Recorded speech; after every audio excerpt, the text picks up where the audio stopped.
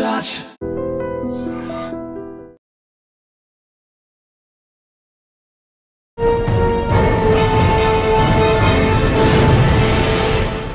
ఈ వారం మన guest one of the best investigation officer, పేరు పి సత్యనారాయణ గారు, additional DCP Balanagar zone Cyberabad.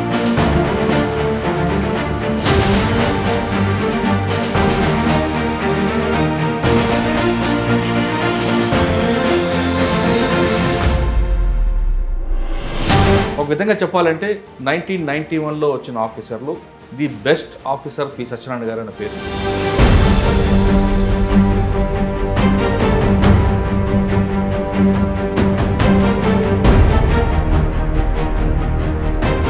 Sir బయటికి వెళ్తే తిరిగి ఆ కేసు బ్రేక్ త్రూ అయ్యే వరకు రా.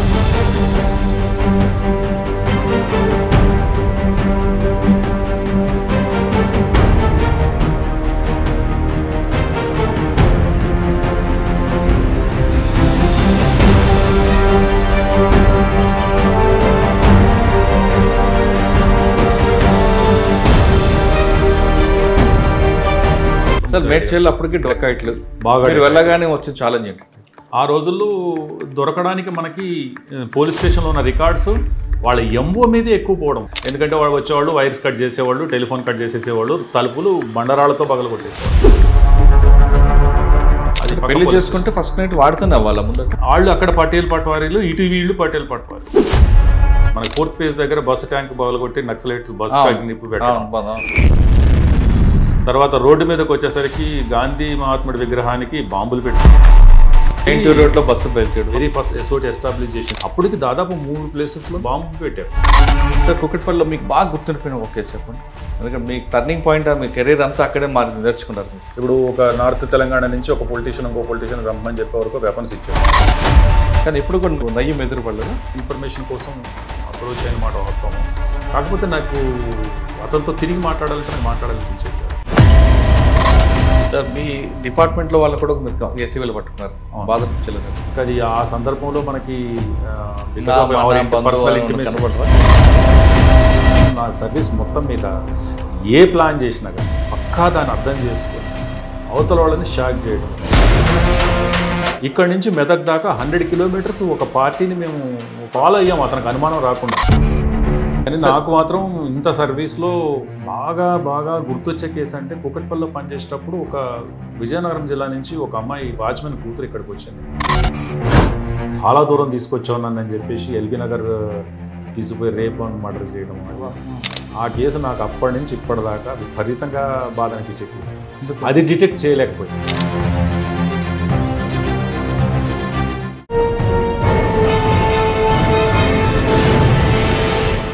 Welcome to crime diaries. ఈ వారం మన guest one of the best investigation officer, పేరు పి సత్యనారాయణ గారు, additional DCP Balanagar zone Cyberabad.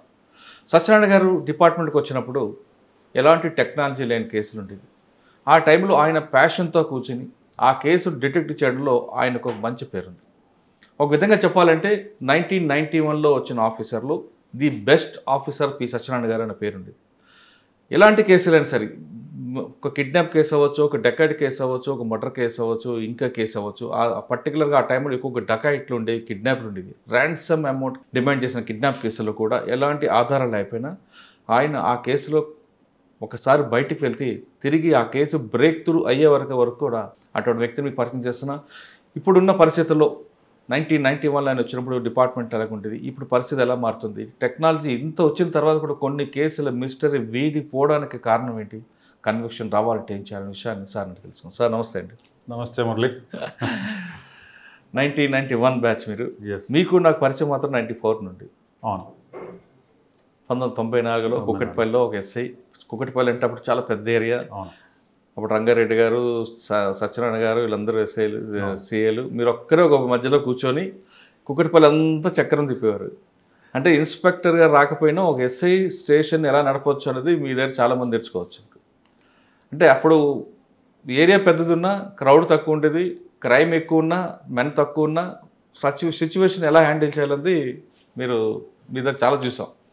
అంటే నాకు బాగా గుర్తు 94లో కుకట్పల్లి పోలీస్ స్టేషన్, అప్పుడు కేపీహెచ్పి లేదు, కుకట్పల్లి పోలీస్ స్టేషన్ రాగానే ఎదురు కనిపించేవారు.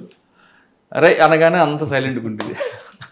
తర్వాత ఈ కాలక్రమంలో మళ్ళీ మిమ్మల్ని ఈ విధంగా కలవడం అంటే అప్పట్లో సార్ డెకాయిట్లు విపరీతం ఉండేవి, కిడ్నాప్లు ఎక్కువ ఉండేవి, ప్రతి క్రైమ్ కూడా విపరీతం ఉంటుంది. ఆ కుకటిపల్లి లాంటి పోలీస్ స్టేషన్ అంటే అసలు రోజు మర్డర్ ఫర్ గైన్లో డెకాయిట్లో ఏదో ఉండేది.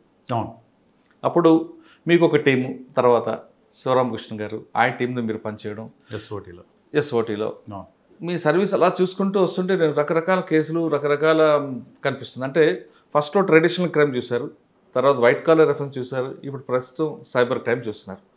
క్రైమ్ ప్యాటర్న్ మారుతుంది, మనం ఎలా మారాలి, పోలీసులు ఎలా మారాలి, పబ్లిక్ ఎలాగ ఎవరేజ్ తీసుకోవాలి అంటే మీ సర్వీస్లో చాలా కేసుల్లో చాలామంది అక్యూజ్తో మాట్లాడినప్పుడు మాకు తెలియక చేశాను సార్ అని చెప్పేవాళ్ళు ఎక్కువ ఉంటారు. హ్యాబిచువల్ అఫెండర్ ఉంటాడు, కాన్స్పిరసీ చేసేవాడు ఉంటాడు, కానీ మీకు ఫైనల్గా మీకు వచ్చే కంక్లూడ్ ఏంటంటే నాకు తెలియక చేశాను సార్ అని అంటారు. అంటే పబ్లిక్లో మనకు లా పట్ల అవగాహన లేకపోవడం వల్ల జరుగుతుంది అనేది మీరు ఎక్కువగా నమ్ముతుంటారు. కాబట్టి పబ్లిక్ ఎలా మనం మార్చాలి, ఇప్పుడున్న కేసుల్లో కన్విషన్ డెవలప్ ఏం చేయాలి, టెక్నాలజీ లేని టైంలో కేసుల్ని ఇలా మీరు బ్రేక్ త్రూ తీసుకొచ్చారు, ఈ 3 ప్రశ్నలకు సమాధానం చెప్పే ముందు పి సత్యనారాయణ గారు నిజామాబాద్ జిల్లా రైతు నగర్ నుంచి హైదరాబాద్కి రావడం ఆ జర్నీ ఒకసారి చెప్పండి. నమస్తే Murali, thank you for having me on this show. First మాది నేటివ్ వచ్చి రైతు నగర్ విలేజ్, మీకు తెలుసు, బాన్స్వాడ దగ్గర, నిజామాబాద్ జిల్లా. ఎడ్యుకేషన్ అంతా అక్కడే జరిగింది. తర్వాత 1991 బ్యాచ్ సెలక్షన్లో వచ్చాను నేను. సార్ పోలీస్ అవ్వాలి ఎందుకు, బై ఛాన్సా బై చాయిసా? అది యాక్చువల్గా బై ఛాన్సే.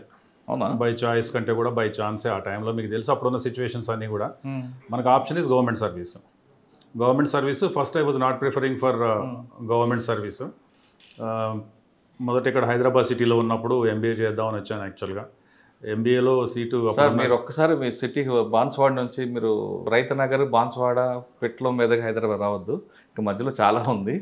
రైతు నగర్లో రైతులు ఉన్నా సరే, అంత మంచి పంట ఉన్నా అక్కడ నక్సల్స్ మూవ్మెంట్ రావడం, బాన్స్వాడ ఆ ప్రాంతంలో ఎలాంటి సిచ్యువేషన్ ఉంటుంది అప్పుడు? బాన్స్వాడ చుట్టుపక్కల చాలా ఆ టైంలో లెఫ్ట్ వింగ్ ఎక్స్ట్రీమిజం చాలా ఎక్కువ ఉండేది. మనకు అప్పటికి ఓపెన్గా ప్రజా కోర్టులు కండక్ట్ చేసే పరిస్థితులు కూడా ఉన్నాయి ఆ టైంలో. అంటే మనకి సింపథైజర్స్ ఎక్కువ ఉండేవాళ్ళు చుట్టుపక్కల విలేజెస్ కానీ, మనకు ఆ సిర్నాపల్లి దళం అని కానీ, లేకుంటే అప్పుడు బిచ్కుంద ఆ దళం కానీ, కౌలాస్ అని, ఇటువంటి దళాలు అటు చుట్టుపక్కల పనిచేస్తూ ఉండేవి. పనిచేయడం ఒకటి, విలేజెస్లో కూడా ఈ because of socio economic backdrop వలన ఏమైపోయిందంటే పబ్లిక్లో కూడా దాని వైపు ఎక్కువ సింపథైజర్స్ అట్రాక్ట్ అయ్యేవాళ్ళు. అవడము ఎప్పుడైతే వాళ్ళు దాని వైపు అట్రాక్ట్ అయ్యారో, వాళ్ళు ఇన్ఫార్మెంట్స్గా మారారో, నక్సలైట్స్కి ఒక ఇన్విటేషన్ లాగా ఉండేది. వాళ్ళు ఎప్పుడైతే ఇన్ఫార్మెంట్ సిస్టమ్ లేకపోతే ఏ విలేజ్లోకి ఎంటర్ అయ్యేవాళ్ళు కాదు. మా విలేజే ఎగ్జాంపుల్ దానికి. మా విలేజ్ పక్కన 1 కిలోమీటర్ దూరంలో ఉన్నటువంటి మా మెయిన్ విలేజ్ ఏదైతుందో మాది హ్యామ్లెట్ ఉండేది. ఆ విలేజ్లో ఉన్నటువంటి సర్పంచ్ని మేము ఆడున్నప్పుడే చంపారు ఒక నైట్. కానీ ఇటువైపు మళ్ళీ మీర్జాపూర్ వచ్చేసరికి 2 కిలోమీటర్స్, అక్కడ సలీం దళం అనేది ఎన్కౌంటర్ అయింది. సో ఇది చూసుకుంటే మా విలేజ్లోకి మాత్రం ఎప్పుడు ఎంటర్ కాలేదు. మీరు అన్నట్టు ఏంటంటే అంతా రైతులు ఉండడం. కానీ మీ చుట్టుపక్కలంతా ప్రభావం అటువైపు వెళ్ళాలని ఎప్పుడు అనిపించలేదు మీకు? అటువంటిది లేదు, ఆ భావజాలం లేదు. ఆ భావజాలం అంటే సింపథైజింగ్ ఉన్నా కానీ మనం టువర్డ్స్ పూర్ పీపుల్ కానీ దానికి ఇది ఉన్నా కానీ ఆ భావజాలాన్ని ఎప్పుడూ నమ్మలేదు. నాకు మెయిన్ క్వశ్చన్ కూడా వ్యాస్ సార్ అడిగిన క్వశ్చన్ ఇదే ఇంటర్వ్యూలో అడిగారు. ఎక్స్ట్రీమిస్టులు నక్సలిజం వైపు అట్రాక్ట్ అవుతున్నారు కదా, మెయిన్ రీజన్ ఏమై ఉంటుంది అని చెప్పి అడిగితే ఇప్పటికీ నాకు గుర్తు దానికి ఆన్సర్ చెప్పింది. నాకు ఏమన్నారు? నేను చెప్పాను ఏంటంటే బికాజ్ ఆఫ్ యూత్లో ఒక ఐడెంటిటీ క్రైస్ ఉంది సార్. వాళ్ళకి ఐడెంటిటీ అనే క్రైస్ అనే పదం వాడకుండొచ్చు కానీ గుర్తింపు అనేది తక్కువ ఉంది. వాళ్ళకి ఎకనామికల్గా ఉండగలేకపోవడం ఒకటి, సరి అయినటువంటి ఇది లేకపోవడం ఒకటి, తర్వాత వాళ్ళు ఎదిగే టైంలో వాళ్ళకు ఒక ఆపర్చునిటీ క్రియేట్ కాకపోవడం ఒకటి, వాళ్ళకి అవకాశాలు లేకపోవడం ఒకటి, సొసైటీలో నేనేందో ప్రూవ్ చేసుకోవాలనే తపన, తర్వాత చాలా దగ్గర దారిలో వాళ్ళకి పవర్ అనేది చేతికి రావడం, ఎదుటి వ్యక్తులు భయపడిపోవటం, దాని వైపు బాగా అట్రాక్ట్ అయ్యారు. ఈ కారణాల వల్ల అట్రాక్ట్ అయ్యారని నాకు వ్యాసారికి ఆ రోజు ఇంటర్వ్యూలో కూడా నేను చెప్పాను. బికాజ్ ఆఫ్ మా చుట్టుపక్కల ఉన్నటువంటి వాళ్ళు అట్లా వెళ్ళడం అనేది చూశాను. కాబట్టి ఏమన్నారండి సారు నవ్వి ఇంకా దాని గురించి సమాధానం అనలేదు. అది నాకు బాగా గుర్తుంది. అది అటువంటి సర్కమ్స్టాన్సెస్ ఉండేవి విలేజెస్లో. ఆ సర్కమ్స్టెన్స్లో ఉన్నప్పుడు నాది ఇంటర్మీడియట్ వచ్చేసి బోధనలో జరిగింది. తర్వాత 10th వచ్చేసి మీకు తెలుసు చందూరులో జరిగింది. ఎక్కడ? చందూరులో. తర్వాత డిగ్రీ వచ్చి ఆర్మూర్లో. ఆ తర్వాత హైదరాబాద్ సిటీ వచ్చాను. హైదరాబాద్ సిటీలో ఉంటూ ఎంబీఏ తర్వాత చేద్దామనేది ఆలోచన నాకు ప్రైవేట్ సర్వీస్ వైపు ఆ రోజుల్లోనే. కానీ అప్పుడు 2 కాలేజీలు ఉండేవి. ఒకటేమో అప్పుడు ఉస్మానియాలో commercial management and commerce building అప్పుడే కట్టడం, అది చూసి అట్రాక్ట్ అయ్యాం. కానీ ఆ సీట్ రాలేదు ఆ టైంలో. ఇంకోటి భద్రకా కాలేజ్ అనుకుంటే, ఇంకా వేరే ఎక్కడ లేవు. ఇక అది సీట్ రాలేదు. తర్వాత మళ్ళీ కొన్ని రోజులు ఉన్న తర్వాత ఇంకా ఈ ఎగ్జామ్ పడటము, ఎగ్జామ్లో రాయడం, దాంట్లో సీట్ ఆ విధంగా వచ్చింది. 91లో సెలెక్ట్ దీంట్లో సెలెక్ట్ కావడం, 91లో సెలెక్ట్ కావడం జరిగింది. తర్వాత ఫస్ట్ పోస్టింగ్ ఎక్కడండి? 91లో సెలెక్ట్ అయిన తర్వాత మా ట్రైనింగ్ వచ్చి అంబర్పేట. ఈ టైంలో వ్యాస సార్ని బాగా గుర్తు చేసుకోవాలి. ఎందుకంటే వ్యాస సార్ని కానీ, మా ట్రైనింగ్ ఇచ్చినటువంటి జయంతరావు సార్ని కానీ, వాళ్ళు చాలా చాలా డెడికేటెడ్గా ఉండేది సరే మాకు ఇచ్చే ట్రైనింగ్స్. ఆ తర్వాత ఫస్ట్ మేడ్చల్ ప్రొబేషనర్ని ముత్యంరెడ్డి గారు SHOగా ఉండేవాళ్ళు. సార్ ముత్యంరెడ్డి గారికి రాకముందు మీరు వ్యాస గారు చెప్పండి, ఏం నేర్చుకున్నారండి ఆయన దగ్గర? అంటే ఆయన దగ్గర డిసిప్లైన్, ఎథిక్స్, తర్వాత ఇన్వెస్టిగేషన్, ఈ మూడిట్లో ఆయన ఫేమస్. వీటితో అంటే అందరికి తెలిసింది గ్రేహౌండ్స్ అనుకుంటారు, కానీ ఈ 3 ఆయన షాడోస్ ఉన్నాయి కొన్ని. వ్యాస్ సార్ గురించి ఇంకోసారి గుర్తు చేసుకోవాలంటే, వ్యాస్ సార్ మేము ఇంటర్మీడియట్లో ఉన్నప్పుడు మా చీఫ్ గెస్ట్ అక్కడికి. నిజామాబాద్లోనా? నిజామాబాద్. మేము ఇంటర్మీడియట్లో ఉన్నప్పుడు సార్ SP నిజామాబాద్ జిల్లా ఉండేవాళ్ళు. ఆ టైంలో మా చీఫ్ గెస్ట్ సార్ కరెక్ట్ టైంకి రావడం, వచ్చే టైంకి అక్కడ మేము ఇంకా అరేంజ్మెంట్సే పూర్తి చేయకపోవడం నాకు బాగా గుర్తుంది. తర్వాత సార్ వెళ్ళి గెస్ట్ హౌస్లో ఉండి తర్వాత వచ్చారు. అంత పంక్చువల్గా ఉండేవాళ్ళు సారు. తర్వాత ప్రాక్టికల్ థాట్ ప్రాసెస్ ఉండేది. చాలా ముందుకెళ్ళే స్వభావం ఉండడం సార్కి. చాలా ఒక కాంప్రహెన్సివ్ అప్రోచ్ ఉండేది. మాకు ట్రైనింగ్లు ఉన్నప్పుడు కానీ, ఏ విషయాలకు సంబంధించినటువంటి కానీ కాంప్రహెన్సివ్గా అన్ని రకాల ట్రైనింగ్కి సంబంధించిన ఎక్స్పోజర్ మాకు ఇచ్చేవాళ్ళు సార్. మాకు ప్రిన్సిపల్ సార్ అప్పుడు అంబర్పేటకి ప్రిన్సిపల్గా ఉండేవాళ్ళు. అట్లా సార్ ఆధ్వర్యంలో మాది we're proud to have training at that time. Sir ఆధ్వర్యం 91 బ్యాచ్ అంతా ఆయన దగ్గర ట్రైనింగ్ ఇక్కడ మనకి అంబర్పేట వరకు సారే ప్రిన్సిపల్గా ఉండేవాళ్ళు.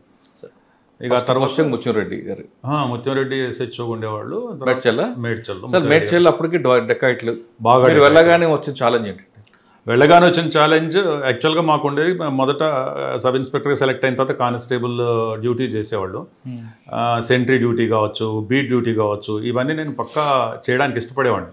సెంట్రీ నిలబడటానికి వారం రోజులు ఉంటే వారం రోజులు నేను మిగతా వాళ్ళతో పాటు ఉండడము, తర్వాత పడుకోవడము పోలీస్ స్టేషన్లో, ఏమాత్రం రిలాక్స్ అయింది. ఎందుకంటే అదొక ఆపర్చునిటీ, ఎప్పటికీ మెమొరీలో ఉంటుందన్న ఉద్దేశంతో అది చేశాము. తర్వాత అప్పటికి మీకు అన్ని మేడ్చల్ చుట్టువైపులన్నీ గ్రేప్ గార్డెన్స్ మొత్తం ఐసోలేషన్లో ఉండేది. అంతా డెకాయిటీస్ విపరీతంగా జరుగుతూ ఉంటాయి. నా ప్రొబేషనర్ పీరియడ్ అంతా మొత్తం పెట్రోలింగ్లోనే సరిపోయింది ప్రతి నైట్. అవునా? 6 నెలల పాటు మొత్తం నైట్ పెట్రోలింగ్లో సరిపోయింది. ఎందుకంటే నిజంగా కూడా మెన్ షార్టేజ్ ఉండేది. వ్యాస్ట్ ఏరియా, కొన్ని వందల ఫామ్ హౌసెస్. ఆ ఫామ్ హౌసెస్లో అక్కడ ఉండేటువంటి ఆ సూపర్వైజర్స్, గ్రేప్ గార్డెన్ సూపర్వైజర్స్, రైతులు, వాళ్ళకి సంబంధించినటువంటి dacoity with murder, rape come dacoity, ఇటువంటి విపరీతంగా జరిగాయి. అటువంటిప్పుడు వెహికల్స్ మీద పెట్రోలింగ్ చేయడం అటువంటిది ఎక్కువ గడిచిపోయింది నాకు మిగతా డ్యూటీస్ కంటే కూడా. అప్పట్లో వెహికల్ కూడా పెద్దది ఉండేది కదా, జీప్ ఉండేది. జీపు రోడ్డు కూడా బాగా నాకు ఇచ్చింది చిన్న ట్రక్ ఇచ్చారు. బయటది ఏది దొరక్క చిన్న ట్రక్ ఇస్తే, ఆ ట్రక్ ముందు నేను కూర్చున్నవాడిని, వెనకిద్దరు కానిస్టేబుల్స్ పాపం వాళ్ళు నిలబడేవాళ్ళు. అట్లా పెట్రోలింగ్ టైంలో కూడా వర్షాలు ఉండేవి విపరీతంగా. వర్షాల టైంలో మీరు కాకి సినిమా చూసే ఉంటారు కదా, కాకి సినిమా అనేది చాలా తక్కువ ఆ రోజు. మనం సినిమా అప్పుడు కాకిలో తీసాడేమో. నిజంగా కూడా ఆ రోజు ఆ సిచ్యువేషన్ ఉండేది. మనకు వేరే కమ్యూనికేషన్ ఏముండేది కాదు. ల్యాండ్ లైన్స్, వాళ్ళు పాపం ఆ ఫోన్ కూడా కొన్ని చాలాసార్లు ట్రంకాలు కలిపి ఇవ్వాలి. కరెక్టే సార్. అప్పుడు ఫామ్ హౌస్లోకి వెళ్తున్నప్పుడు కూడా టైర్లు దిగబడిపోతాయి వర్షంకి, టైర్లు దానికి మళ్ళీ మీరు లేపి బండి నడపాలి. పాపం వాళ్ళు ఎంత ఎక్స్పెక్ట్ చేసేవాళ్ళంటే, మేము వాడు వెళ్ళగానే సార్ టీ తాగుతారా అని చెప్పి రాత్రి 1 గంటకి 2 గంటలకి టీ పెట్టి ఇచ్చేవాళ్ళు. ఎందుకంటే వాళ్ళతో మేము ఎక్కువ టైం స్పెండ్ చేస్తామని వాళ్ళకి ఆశ అట్లా ఉండేది. భయానకమైన పరిస్థితి. సార్ ఆ టైంలో మీకు బాగా గుర్తుండిపోయిన ఒక సంగతి చెప్పండి. మేడ్చల్లో డెకాయిటీస్ అన్నప్పుడు డెకాయిటీస్, అందులో ఒక డెకాయిటీ అయినమ్మటనే మేము రష్ అయ్యాము. రష్ అయిన తర్వాత అది వాళ్ళని డెకాయిటీస్ని చేంజ్ చేసుకుంటూ వెళ్ళిన తర్వాత పారిపోయిన తర్వాత మళ్ళీ వాళ్ళని ఇప్పుడు చౌరస్తా ఉంది, ఆ చౌరస్తా పేరేం పేరు, అక్కడికి వచ్చిన తర్వాత వాడు ఎట్టుపోయి మళ్ళీ రోడ్ ఎక్కాల్సిందే. ఎక్కడ రోడ్ ఎక్కుతారు అని చెప్పేసి ప్రాబుల్ ఏరియాస్ని మేము చూసుకొని పోతే, అక్కడ ఇప్పుడు అది రోడ్ ఉంది, ఆ కోర్టు ఉంటుంది, అది ఆ ఏరియాలో మేడ్చల్ కోర్టు యువతల వైపు. అక్కడ వాళ్ళు రోడ్ ఎక్కడానికి అక్కడికి చేరారు. చేరిన తర్వాత అందులో ఒకడు అది చూసి బ్యాక్ సైడ్ చిన్న హోటల్ ఉండేది, గుడిసె హోటల్, దాని బ్యాక్ సైడ్ నాకు వాడు పట్టుకున్నాం. అది బాగా గుర్తుంది. అది చాలా కాన్ఫిడెన్స్ ఇచ్చింది. అది ఒకటి. ఆ రోజుల్లో దొరకడానికి మనకి పోలీస్ స్టేషన్లో ఉన్న రికార్డ్స్ వాళ్ళ ఎంఓ మీదే ఎక్కువ పోవడం. సీన్ ఆఫ్ అఫెన్స్లో ఇవన్నీ ఆల్మోస్ట్ సేమ్ ఉండేవి, సిమిలర్గా ఉండేవి. ఎందుకంటే వాళ్ళు వచ్చేవాళ్ళు వైర్స్ కట్ చేసేవాళ్ళు, టెలిఫోన్ కట్ చేసేసేవాళ్ళు, తలుపులు బండరాళ్ళతో పగల కొట్టేసేవాళ్ళు.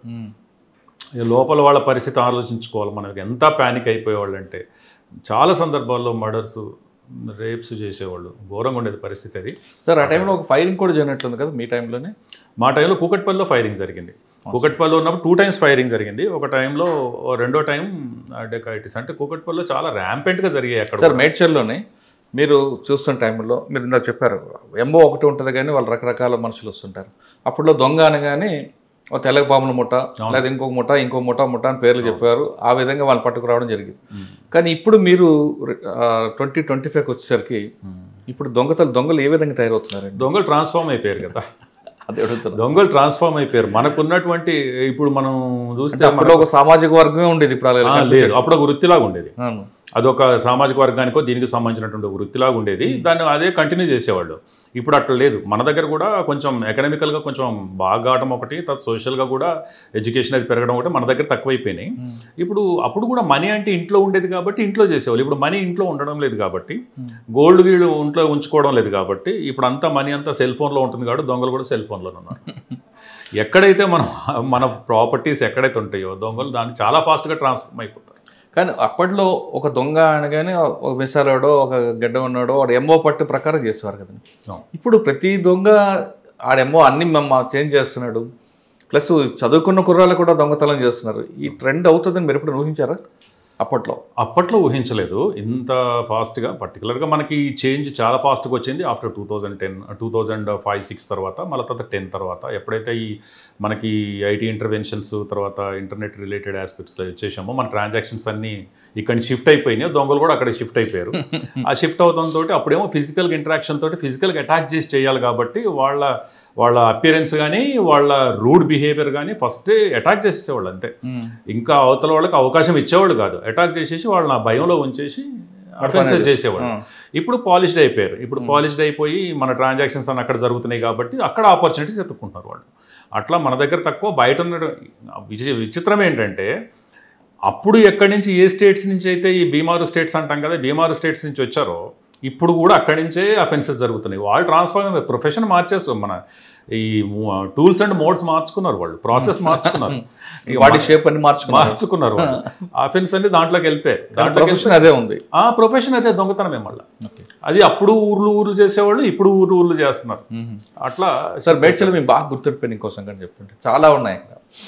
మేడ్చల్లో కొన్ని రివీల్ చేయట్లేదు కానీ అంటే కండ్లకోయిల జంక్షన్ దగ్గర జరిగింది. ఈ కండ్లకోయి దగ్గర ఇంతకుముందు చెప్పింది కండ్లకోయి దగ్గర జరిగింది. ఆ పేరు గుర్తు రాలేదు నాకు. కండ్లకోయి దగ్గరే అది కోర్టు అన్నా చూడు, కండ్లకోయి అది అక్కడ జరిగిన విషయం అది. తర్వాత నేను ఎక్కువ 6 months ఉన్నాను కాబట్టి అక్కడ ప్రొబేషన్ పీరియడ్లో. ఫస్ట్ పోలీస్ స్టేషన్ వచ్చేసి ఇబ్రాహీంపట్నంలోకి వచ్చేసి అక్కడ మన కమ్యూనిజం కొంచెం ఉండేది. కమ్యూనిస్టులు ఉండేవాళ్ళు. కమ్యూనిస్ట్ ఎమ్మెల్యే గారు కూడా కమ్యూనిస్ట్, చాలా అప్రోచబుల్ మనిషి, చాలా డౌన్ టు ఎర్త్ ఉన్న మనిషి, కొండిగారు రాములు అని చెప్పి ఆయన ఉండేవాడు అక్కడ ధర్నాలు ఎక్కువ ఉండేవి. అది ఒక రకమైన అట్మాస్ఫియర్ ఉండేది. ప్రతి విషయాన్ని సోషల్ మూవ్మెంట్ కింద కన్వర్ట్. మూవ్మెంట్ లేదా సార్ మంచాల ఆచారం అప్పుడు తక్కువ. కానీ అక్కడ ఉన్న టైంలోనే మేము అటువైపు మనకి కృష్ణపట్టి ఏరియాలో పట్టు కోసం ట్రై చేసుకుంటూ అక్కడ మూవ్మెంట్ వస్తుంది, అటువైపు వస్తున్నారు అని చెప్పి రాచకొండ దళం ఇంకా అప్పటికి ఫామ్ కాలేదు కానీ ఆ రూట్ని ఎంచుకుంటున్నారు వీళ్ళు. దండకారణ్యానికి మళ్ళీ తర్వాత ఇటువైపు దండమైలారం గ్రామం నుంచి దండమైలారం పక్కనే అది ఇంకొక విలేజ్ ఉంది. అటువైపు నుంచి వచ్చి మనకి చౌటుప్పల ఏరియాలో రోడ్ క్రాస్ చేసి ఇటు నుంచి ఈ ట్రాన్సాక్షన్ చేసుకునేవాళ్ళు. దానికి సందర్భించి 2-3 times మేము కోంబింగ్కి వెళ్ళాము. అక్కడ రాచకొండ గుట్టల్లో కానీ ట్రాన్స్పోర్ట్ కారిడార్ కట్ చేశారు మీరు. అంటే అటువైపు వెళ్ళాము. ఇంకా అప్పుడు పూర్తిగా వేళ్ళు ఉనుకోలేదు అక్కడ. అటువైపు కృష్ణపట్టి వైపు అటు నుంచి వస్తారు, ఇటువైపు నుంచి దండకారణ్యానికి టచ్ పెట్టుకుంటారు అనేటువంటిది ఉండడంతో మేము చేసాము. అక్కడ ఉన్నప్పుడు ఒక ఇన్ఫార్మెంట్ని పట్టుకోవడం. ఇన్ఫార్మెంట్ అంటే అతని దగ్గర ఎవరో స్టేట్ కమిటీ మెంబర్కో ఎవరికో అతను అసోసియేట్ చేసేవాడు. అతన్ని పట్టుకొని అరెస్ట్ చేశారు. అది మా వర్క్ కాదు, అది ఇంటెలిజెన్స్ దీన్ని చేసాము. డెకాయిటీస్ రాబరీస్కి వచ్చేసరికి అక్కడ కూడా బాగా జరిగాయి. రాబరీస్ మోటార్ సైకిల్స్ మీద వెళ్ళే వాళ్ళని కొట్టేసి, అక్కడ ఉన్న చిన్న ఫారెస్ట్ ఏరియా లాగా ఉండేవి, అక్కడ కొట్టేసి వచ్చేవాడిని పెద్ద కర్ర తీసుకొని మోటార్ సైకిల్ మీద కొట్టేవాడు, వాడు తలకాయ బగలు కొట్టేసేవాళ్ళు, బండి తీసుకొని పోయేవాళ్ళు. అటువంటి అఫెన్సెస్ ఒక 4-5 జరిగినాయి అక్కడ. మాకు కొన్ని సందర్భాలు ఎంత బ్యాడ్ సిచ్యువేషన్ ఉండేదంటే అతను ఉస్మానియా హాస్పిటల్ అడ్మిట్ అయిన తర్వాత హాస్పిటల్ నుంచి మెసేజ్ వస్తే కానీ మాకు ఆఫెన్స్ అయింది తెలిసేది కాదు. అవునా? అది నెక్స్ట్ డే మార్నింగ్ మెసేజ్ వచ్చేది. రాత్రి ఇతను ఎవరినో తలకాయ పగలు కొట్టేశారు బండి మీద పోతుంటే, ఇక్కడ అడ్మిట్ అయ్యారు. లోకల్ ఎవరు కంప్లైంట్ ఇచ్చేవారు కదా? ఆ ఫారెస్ట్ ఏరియాలో జరిగాయి అవన్నీ కూడా. ఈ కమ్యూనికేషన్ ఏది సరిగా ఉండేది కాదు అప్పుడు. ఆ బండి అక్కడ తీసుకుని వెళ్ళిపోయేవాళ్ళు, ఇంటికి వ్యక్తి వచ్చేవాడు కాదు కాబట్టి ఫ్యామిలీ నెక్స్ట్ డేనే ఇది చేసుకునేవాడు. వాళ్ళ అఫెండర్స్ వచ్చేసి నల్గొండ నుంచి కూతురుగూడెం, అది ప్యూర్గా మనం హార్డ్ ఇంటెలిజెన్స్ తోటి కలెక్ట్ చేసింది. అఫెన్స్ అయిన లొకేషన్స్ని ఐడెంటిఫై చేసుకొని ఈ లొకేషన్ ఎందుకు, ఆ లొకేషన్ ఎందుకు, ఆ లొకేషన్ ఎందుకు, ఈ మూడింటి మధ్య ఉన్న సిమిలారిటీస్ ఏంటి, వీళ్ళు ఇదే ఎందుకు చూజ్ చేసుకున్నారు, ఇదే కనుక చూజ్ చేసుకుంటే దగ్గర ఉంటే ఏ ఊరోళ్ళు అయి ఉంటారు, పాత అఫెండర్స్ ఎవరు, తర్వాత పాత అఫెండర్స్ లేకుండా కొత్త వాళ్ళు వస్తే ఇవి ఎక్కడెక్కడైనా షెల్టర్ తీసుకోవాలి, ఎక్కడ తీసుకుని ఉంటా పాసిబిలిటీ ఉంది. ఇట్లా ఇన్ని రకాలుగా చూసేవారా? ఇన్ని రకాలుగా చూసి ఓన్లీ హార్డ్ ఇంటెలిజెన్స్ లోనే చేసింది అప్పుడు కేసు అన్ని కూడా. మనకి ఇంకా కేసు అయిన తర్వాత చుట్టుపక్కల ఎందుకు చేశాడు ఈ ప్లేస్ దగ్గర నుండి స్టార్ట్ అవుతుంది. అసలు సీన్ ఆఫ్ అఫెన్స్ అనేది ప్రతి క్రైమ్కి కూడా అది చాలా చాలా ఇంపార్టెంట్. అసలు సీన్ ఆఫ్ అఫెన్స్ అనేది అన్నిటినీ మనకి క్లూ ఇస్తుంది అది. ఎందుకంటే అఫెన్స్ అక్కడ వాస్తవంగా జరిగింది కాబట్టి క్లూ మనం డెవలప్ చేస్తామా చేయలేమా అనేది మన క్యాపబిలిటీ మీద డిపెండ్ అయి ఉంటుంది. అంతేగాని అది ఆ అఫెన్స్ టైంలో వెళ్ళడం అక్కడికి, ఈ అఫెన్స్ ఈ టైంలో ఎందుకు జరిగి ఉంటుంది, ఇక్కడే ఎందుకు జరిగి ఉంటుంది, ఇక్కడే జరగాలంటే నేనే అఫెండర్ అయితే ఈ ప్లేస్ ఎందుకు చూజ్ చేసుకుంటా, తర్వాత ఈ టైమే ఎందుకు చేస్తా అని మనం ఆ థాట్ ప్రాసెస్లోకి వెళ్ళి ఆ సిచ్యువేషన్లో ఉంటే కానీ మనం కొంచెం చేయలేము అటువంటి పరిస్థితుల్లో. ఈ స్టడీ ఎక్కువ జరిగేది అటువంటిప్పుడు, ఎందుకంటే మాకు వేరే ఆప్షన్ ఉండేది కాదు. దానికి తోడు అటువంటి ప్రీవియస్ ఎంఓస్ ఉండకపోవటం, ఆ మోడస్ ఆపరెంటీస్ ఉండకపోవడం, ప్రీవియస్ లోకల్ క్రిమినల్స్ కాకపోవడం, అట్లా ఆ కేసు చేస్తే దాదాపు 15-20 డేస్ చేస్తే అక్కడ దగ్గరలో ఒక పొలంలో ఉండేటువంటి ఒక దీంట్లో షెల్టర్ తీసుకొని చేస్తున్నారని చెప్పి తెలిస్తే మళ్ళీ అది నల్గొండ కూతురుగూడెం అనే విలేజ్ నుంచి పట్టుకొచ్చాం వాళ్ళని. ఏదో పేరు ఉంది గుర్తులేదు. వాళ్ళని పట్టుకొచ్చి రిమాండ్ చేసాం. 4 రాబరీ కేసులు. ఒక అతనైతే చనిపోయేంత వరకు వచ్చేసింది. ఇబ్రహీంపట్నం తర్వాత అంటే ఇబ్రహీంపట్నం తర్వాత నెక్స్ట్ ఎల్బీ నగర్ తాండూరు వెళ్ళాను. తాండూరులో కూడా అఫెన్సెస్. అక్కడ అదొక టైప్ ఆఫ్ అఫెన్సెస్ ఉండే. అక్కడ అన్నీ అక్కడ ఇళ్ళు షాప్స్ అన్నీ కూడా మనకి షాబాద్ బండలతో కప్పి ఉండేవి. రూఫ్ అంటే నథింగ్ బట్ బండలే ఉంటాయి అక్కడ. వాటిని పక్కకి తీసుకుని లోపల దిగేసి అఫెన్సెస్ చేసేవాళ్ళు. అక్కడ అన్ని ఇళ్ళు అట్లా ఉండేసరికి అదొక పెద్ద ఛాలెంజ్ అయింది. దాంతో ఇంకా మా ఈ మోటార్ సైకిల్ పెట్రోలింగ్లు మానేసి సైకిల్ మీద పెట్రోలింగ్. ఇన్స్పెక్టర్ అప్పుడు బాలకృష్ణారెడ్డి గారు, మీకు తెలుసు కదా. అదే ఆయన ఉండేవాడు. తర్వాత నేను SHO ఉండేవాడు అక్కడ. సార్ తాండూరులో డకైట్లే కాకుండా కరెంట్ కోట విలేజ్ దగ్గర ఒక రౌడీ షీటర్ ఉండేవాడు. మర్డర్ అయింది. Rowdy sheeter. అవును. ఆయన ఎప్పుడైనా మీకు ఎదురుపడ్డా? లేదు, అప్పుడు జైల్లో ఉండేవాడు. నేను అక్కడికి పోవడానికి ముందే మర్డర్ చేసిన తర్వాత జైల్లో ఉన్నాడు. దే ఆర్ సమ్ పొలిటికల్ ఫ్యామిలీనే ఇది ఉన్నట్టుంది. ఆ తర్వాత అదొక వెంజెన్స్, అది రైవలరీ బిట్వీన్ 2 గ్రూప్స్. అది దాని ప్రకారం జరిగింది. అది ఆయన కాకుండా ఇంకొక రౌడీ షీటర్ ఉండేవాడు. మీరు చెప్పిన రౌడీ షీటర్ కాకుండా ఎవరైనా ఊర్లో అమ్మాయి పెళ్లి చేసుకుంటే Basheerabad police station limits, Basheerabad police station ఎదురాడు. వాళ్ళు మా దగ్గరకు వస్తే చాలా సీదాగా ఉండేవాళ్ళు. తాండూరుకి వస్తే సీదాగా ఉండేవాళ్ళు. కానీ బషీరాబాద్కి వెళ్ళేసరికి ఏమవుతుందంటే అది బార్డర్ టు కర్ణాటక. అటువైపు కర్ణాటక, వాళ్ళ బ్రదర్స్ అటు కర్ణాటక వైపు ఉండేవాళ్ళు. వాళ్ళు అక్కడ పటేల్ పట్వారీలు, ఇటు వీళ్ళు పటేల్ పట్వారీలు. అది మనకు బార్డర్. వాళ్ళు కర్ణాటకలో, వీళ్ళు మన తెలంగాణలో ఆంధ్ర వాళ్ళు ఉండేవాళ్ళు, ఏపీలో. అట్లా వీళ్ళు అఫెన్సెస్ ఆ ఊరికి వాళ్ళు డిక్టేట్ చేసేవాళ్ళు టర్మ్స్. అది పెళ్లి చేసుకుంటే ఫస్ట్ నైట్ వాడుతూనే అవ్వాలా ముందట?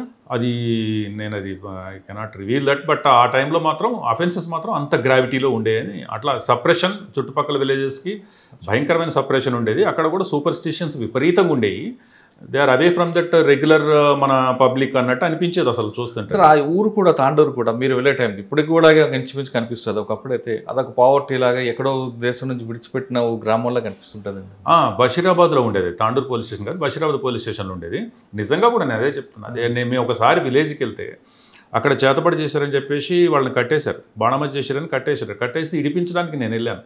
ఇడిపించడానికి నేను వెళ్తే వితిన్ నో టైం వాళ్ళని విడిపించి తీసుకురావడానికి ట్రై చేస్తే వితిన్ నో టైం అక్కడ గ్యాదర్ అయినటువంటి 300 మందిలో 200 మంది హిస్టోరియా టైప్ ఆఫ్ అది మన ఆ బిహేవియర్ తోటి మొత్తం కింద పడి కొట్టుకుంటా ఉన్నారు మొత్తం అందరు. అవునా? అంటే వాళ్ళు సైకలాజికల్గా అటువంటి దాంట్లో మీకు ఇది తెలిసే ఉంటుంది. ఆ ఏరియా అంతా ఒక రకమైన, మనకు వికారాబాద్లో 174 అవుతానే ఉండేది. సూసైడల్ టెండెన్సీ విపరీతంగా ఉండేది. ఆ టైప్ ఆఫ్ ఇది ఉండేది. పావర్టీ కావచ్చు, ఎడ్యుకేషన్ లేకపోవడం వల్ల కావచ్చు, అదే విషయాలను మూఢనమ్మకాలను పదే పదే మాట్లాడుకోవటం వినటం దానివల్ల కావచ్చు, ఆ టైప్ ఆఫ్ సైకలాజికల్ దీంట్లో ఉండేవాళ్ళు అక్కడ. అప్పుడు మేము ఇమ్మీడియట్గా పరిగెత్తినట్టు జీపులు ఎక్కించుకొని వాళ్ళని ఎక్కించుకొని పారిపోయి వచ్చినట్టే వచ్చాం వాడి నుంచి. లేకపోతే మమ్మల్ని పట్టుకొని కూడా ఇది చేసేవాళ్ళు. మేము వాళ్ళని రెస్క్యూ చేయగలిగాం. కాకపోతే మేమేం చేసామంటే వాళ్ళలోంచి ఒక 2 ముగ్గురిని తీసుకురావడానికి ప్రయత్నం చేసాం. ఎవరైతే లీడ్ చేసి వీళ్ళని కొట్టారో అప్పటికి బాగా వాళ్ళని కొట్టారు. వాళ్ళని ఎప్పుడైతే మేము పట్టుకురావడానికి ట్రై చేసామో నిజంగా కూడా విలేజ్లో లేడీస్ అందరూ ఒకళ్ళు కాదు, అందరూ అదే విధంగా బిహేవ్ చేశారు. అంటే ఆ తర్వాత మళ్ళీ దానికి సంబంధించి ఇప్పుడు రామచంద్రరావు సార్ ఎస్పీ ఉన్నప్పుడు దానికి సంబంధించి చాలా అవేర్నెస్ క్యాంపెయిన్ కండక్ట్ చేశారు సార్. అట్లా అవేర్నెస్ అది అక్కడ జరిగింది. అచ్చా, తాండూరులో మీకు ఇంకా బాగా గుర్తుపెట్టుకునే సంఘటన? తాండూరులో ఉన్నాయి అఫెన్సెస్. కొన్ని అఫెన్సెస్ మనం ఎట్లా ఉంటుందంటే మీకు తెలుసు కదా, అది ఇంకా ప్రెషర్ బిల్డప్ అవుతూ ఉంటుంది. వేరే ఎవిడెన్స్లు ఉండవు, వేరే క్లూస్ రావు. కానీ మనం పదే పదే సీన్ దాని రిలేటెడ్ హార్డ్ ఇంటెలిజెన్స్ మాన్యువల్ దీంట్లో ఇంటర్వెన్షన్స్తో చేయాల్సి వచ్చేది. అటువంటి సందర్భాల్లో క్రిటికల్గా కొన్ని అయినాయి. తర్వాత పొలిటికల్ ఆస్పెక్ట్స్లో మాత్రం ఫర్మ్గా ఉండేవాళ్ళం, టఫ్గా ఉండేవాళ్ళం. అదొక మెమొరబుల్ ఎలక్షన్స్ 94 ఎలక్షన్స్. ఎందుకంటే శేషన్ గారు చీఫ్ ఎలక్షన్ కమిషనర్గా ఉండేవాడు. ఆ టైంలో మా జీవితంలో అప్పటి నుంచి ఇప్పటిదాకా కూడా నేను చెప్పగలుగుతా, అప్పటి నుంచి ఇప్పటిదాకా కూడా అంత ఎఫెక్టివ్ ఎలక్షన్స్ ఎప్పుడు కండక్ట్ చేయలేదు. అది ఆయన ఎక్కడుంటాడో తెలియదు. అంటే ఒక లా అనేది ఇంప్లిమెంటేషన్కి వచ్చేస్తే ఆ లాను మనం ఇంటోటోగా ఇంప్లిమెంట్ చేయడానికి కనుక ఆ సిస్టమ్ని కనుక మనం తయారు చేసి దాన్ని ముందుకు తీసుకుపోగలిగితే అది ఎంత ఎఫెక్టివ్గా ఉంటుంది అనేది 94 ఎలక్షన్స్ నాకు అప్పటి నుంచి ఇప్పుడు చూసిన ఎలక్షన్స్లో నాకు అంత చాలా ఎఫెక్టివ్ ఎలక్షన్స్ అనిపిస్తాయి. అంటే ఎలా అండి, ఒక వ్యక్తి ఎక్కడో కూర్చొని ఢిల్లీలో కూర్చొని ఇక్కడ అంతా నడుపుతున్నారంటే అది ఆ సిస్టమ్ ఎలా బిల్డప్ చేసుకొచ్చాడు ఆయన? అంటే అంతకుముందు ఉన్నటువంటిది చాలా ఎక్స్ప్లాయిటేషన్ ఉండేసరికి అది తీసుకొచ్చిన తర్వాత ఇక్కడ లోకల్గా ఉన్నటువంటి గవర్నెన్స్ బాడీస్ ఏవవుతున్నాయో, రెవెన్యూ కావచ్చు, పోలీస్ కావచ్చు, వీళ్ళు ఎవరి రోల్ వాళ్ళు ఎఫెక్టివ్గా ప్లే చేసేసరికి తర్వాత ఎప్పటికప్పుడు ఎలక్షన్ కమిషనర్స్ బయట నుంచి వచ్చిన వాళ్ళు ఎలక్షన్ అబ్జర్వర్స్ కావచ్చు, వీళ్ళు కావచ్చు, ఎప్పటికప్పుడు తీసుకునేసరికి అది మొట్టమొదటిసారి కూడా ఈ ఏజెన్సీస్ అన్నీ కూడా వీఆర్ ఎంపవర్డ్ లైక్ ఎనీథింగ్ అని చెప్పేసి బాగా ఎంతూజియాస్టిక్గా ఎలక్షన్స్ కండక్ట్ చేయడం జరిగింది. తర్వాత అన్నిటికంటే మీద 4 వెహికల్స్ ఉండాలి. 4 వెహికల్స్ లేకపోతే ఇంకొక వెహికల్ ఎక్కువ ఉన్నా కానీ ఎమ్మటనే దాన్ని ఇది చేయడం, రిపోర్ట్ పెట్టేయడం, తర్వాత యాక్షన్ ఎమ్మటనే తీసుకున్నాను. అది కూడా పొలిటీషియన్స్కి ఒక రకమైనటువంటి భయం ఏర్పడిపోయింది, మనం ఏదంటే చేయడానికి లేదు అని చెప్పేసి. ఆ టైంలో సార్ షాడో టీమ్ కూడా పెట్టాడు. ఇప్పుడు షాడో టీమ్స్ అప్పుడే స్టార్ట్ అయినాయి. తర్వాత మూవింగ్లో కూడా అప్పుడు అన్ని మైకుల ద్వారానే ప్రచారం. ఆ మైక్ యూజ్ చేయకూడదంటే ఒక దగ్గర ఆగాలి అంటే ఆగాలి, ఎంతమంది ఉండాలంటే అంతమంది ఉండాలి. అప్పుడు పోలీసు కూడా రియల్గా వాళ్ళ డ్యూటీని ఎగ్జిక్యూట్ చేయడానికి మంచి 6 గంటలకు ఆపాలి అంతే. అది ఫస్ట్ టైం, అంతకుముందు లేదు. ఆయన అక్కడి నుంచి స్టేట్మెంట్స్ ఇచ్చేవాళ్ళు. అక్కడి నుంచి మీకు తెలుసు కదా, అప్పుడే టీవీ కొత్తగా వస్తుంది. అప్పుడు ఇంకా మనకు ప్రైవేట్ ఛానల్స్ కూడా సరిగా లేవు, అసలు లేవు. దూరదర్శన్ ద్వారా వచ్చేది. ఆ వచ్చింది కూడా అది పెట్టడము, తర్వాత 2-3 మీద చర్యలు తీసుకోవడము నేషనల్ వైడ్గా, అటువంటివి చూసేసరికి వీళ్ళు కూడా ఎక్కడక్కడ శేషన్ గారి ఎఫెక్ట్ అనేది మా సర్వీస్లో election process 94 election station elections 100%. Sir Tandur తర్వాత ఎక్కడికి వచ్చారు?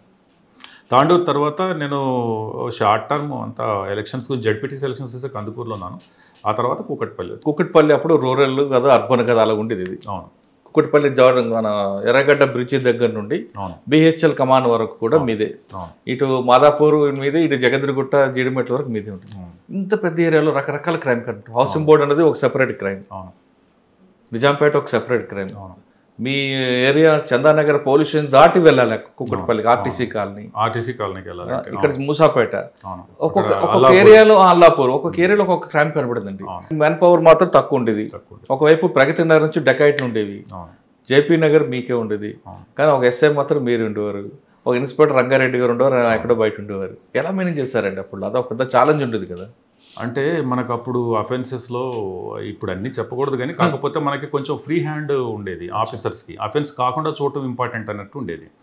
దాంతో మాకు కొత్తగా వచ్చాం కదా డిపార్ట్మెంట్లోకి, ఇంత పెద్ద ఏరియాలో ఒక విక్టిమైజ్ అవ్వడం అనేది సెన్సిటైజేషన్. మనం కూడా మిడిల్ క్లాస్ నుంచి రూరల్ బ్యాక్గ్రౌండ్ నుంచి వచ్చాం కాబట్టి విక్టిమ్ సెన్సిటైజేషన్ దానికి చాలా రియాక్ట్ అయ్యేవాళ్ళం. మీకు తెలుసు ఆ టైంలో, అదే టైంలో ఎన్ని రకాల అఫెన్సెస్ అంటే మీరు అన్నట్టు Kukatpally police station just like olympiad for criminals.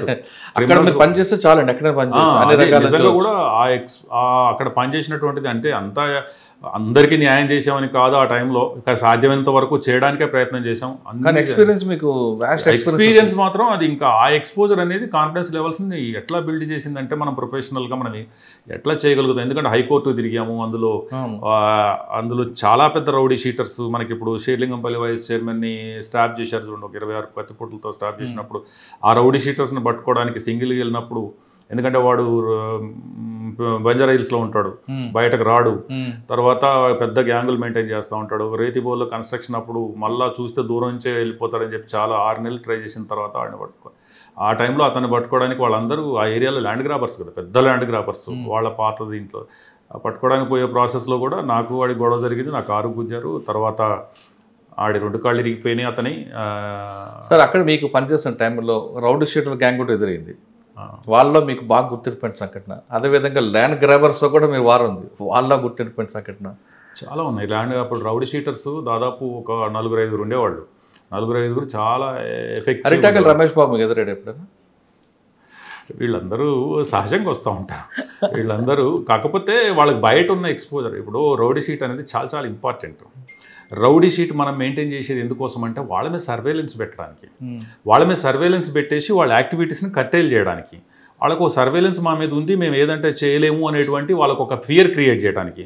అన్ఫార్చునేట్గా మనం అది క్రియేట్ చేయలేకపోతే వాడికి టైటిల్ అయి కూర్చుంటుంది.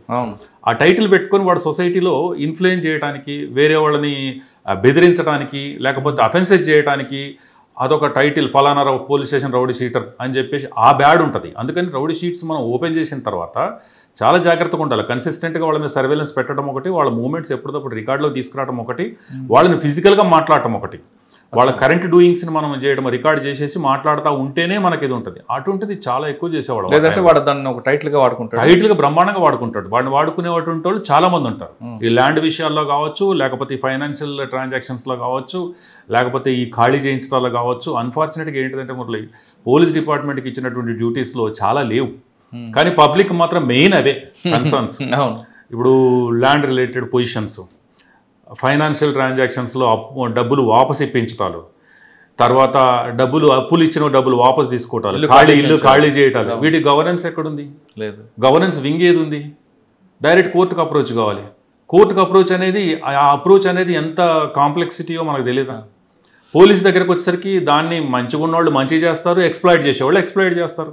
కానీ పబ్లిక్ వచ్చేసరికి మేజర్ కన్సర్న్స్ అవి, ఎక్కువ ఫ్రీక్వెంట్గా రీఎక్కర్ అవుతున్నటువంటి ఇష్యూస్ అవి. ఆ ఇష్యూస్ని, ఆ ల్యాప్సెస్ని వీళ్ళని వాడటానికి ఉపయోగించుకునేవాళ్ళు. ఎప్పుడైతే పోలీస్ ఇంటర్ఫియర్ కాదో ఆటోమేటిక్గా రౌడీ షీటర్స్ దాంట్లో ఇన్వాల్వ్ అయిపోతారు. సార్ కుక్కట్పల్లిలో మీకు మనం వేరే అందాక మాట్లాడుకున్నట్లుగా దాన్ని ఎలా మీరు తీసుకొచ్చారు? సెక్టర్గా డివైడ్ తీసుకొచ్చారా, లేదా ఏ ఏరియాలో ఎక్కువ ఫోకస్ పెట్టాలో ఆ ఏరియాలో ఫోకస్ పెట్టారా? అంటే మనకి చాలా ఇదేంటంటే, ఫస్ట్ మనకి ఆఫీస్ పెట్టి ఒక్కరే ఉన్నట్లరా, తర్వాత ఇంకెవరో రమణారావు ఎవరు వచ్చినట్లు? ఎస్ఐ లాండ్ ఆర్డర్ నేను ఉండేవాడిని, ఇంకొక అతను ఎస్ఐ టు లాండ్ ఆర్డర్ ఉండేవాడు, కానీ అతను లీవ్లో వెళ్ళిపోయి చాలా సందర్భాల్లో అతను ఇన్స్పెక్టర్ గారికి అది అట్లా. అప్పుడు జరిగినటువంటి డెకాయిటీ రాబరీ మనకు తెలుసు, మీరు చెప్పి 12 కిలోమీటర్లు పొడుగుండేది లెంత్.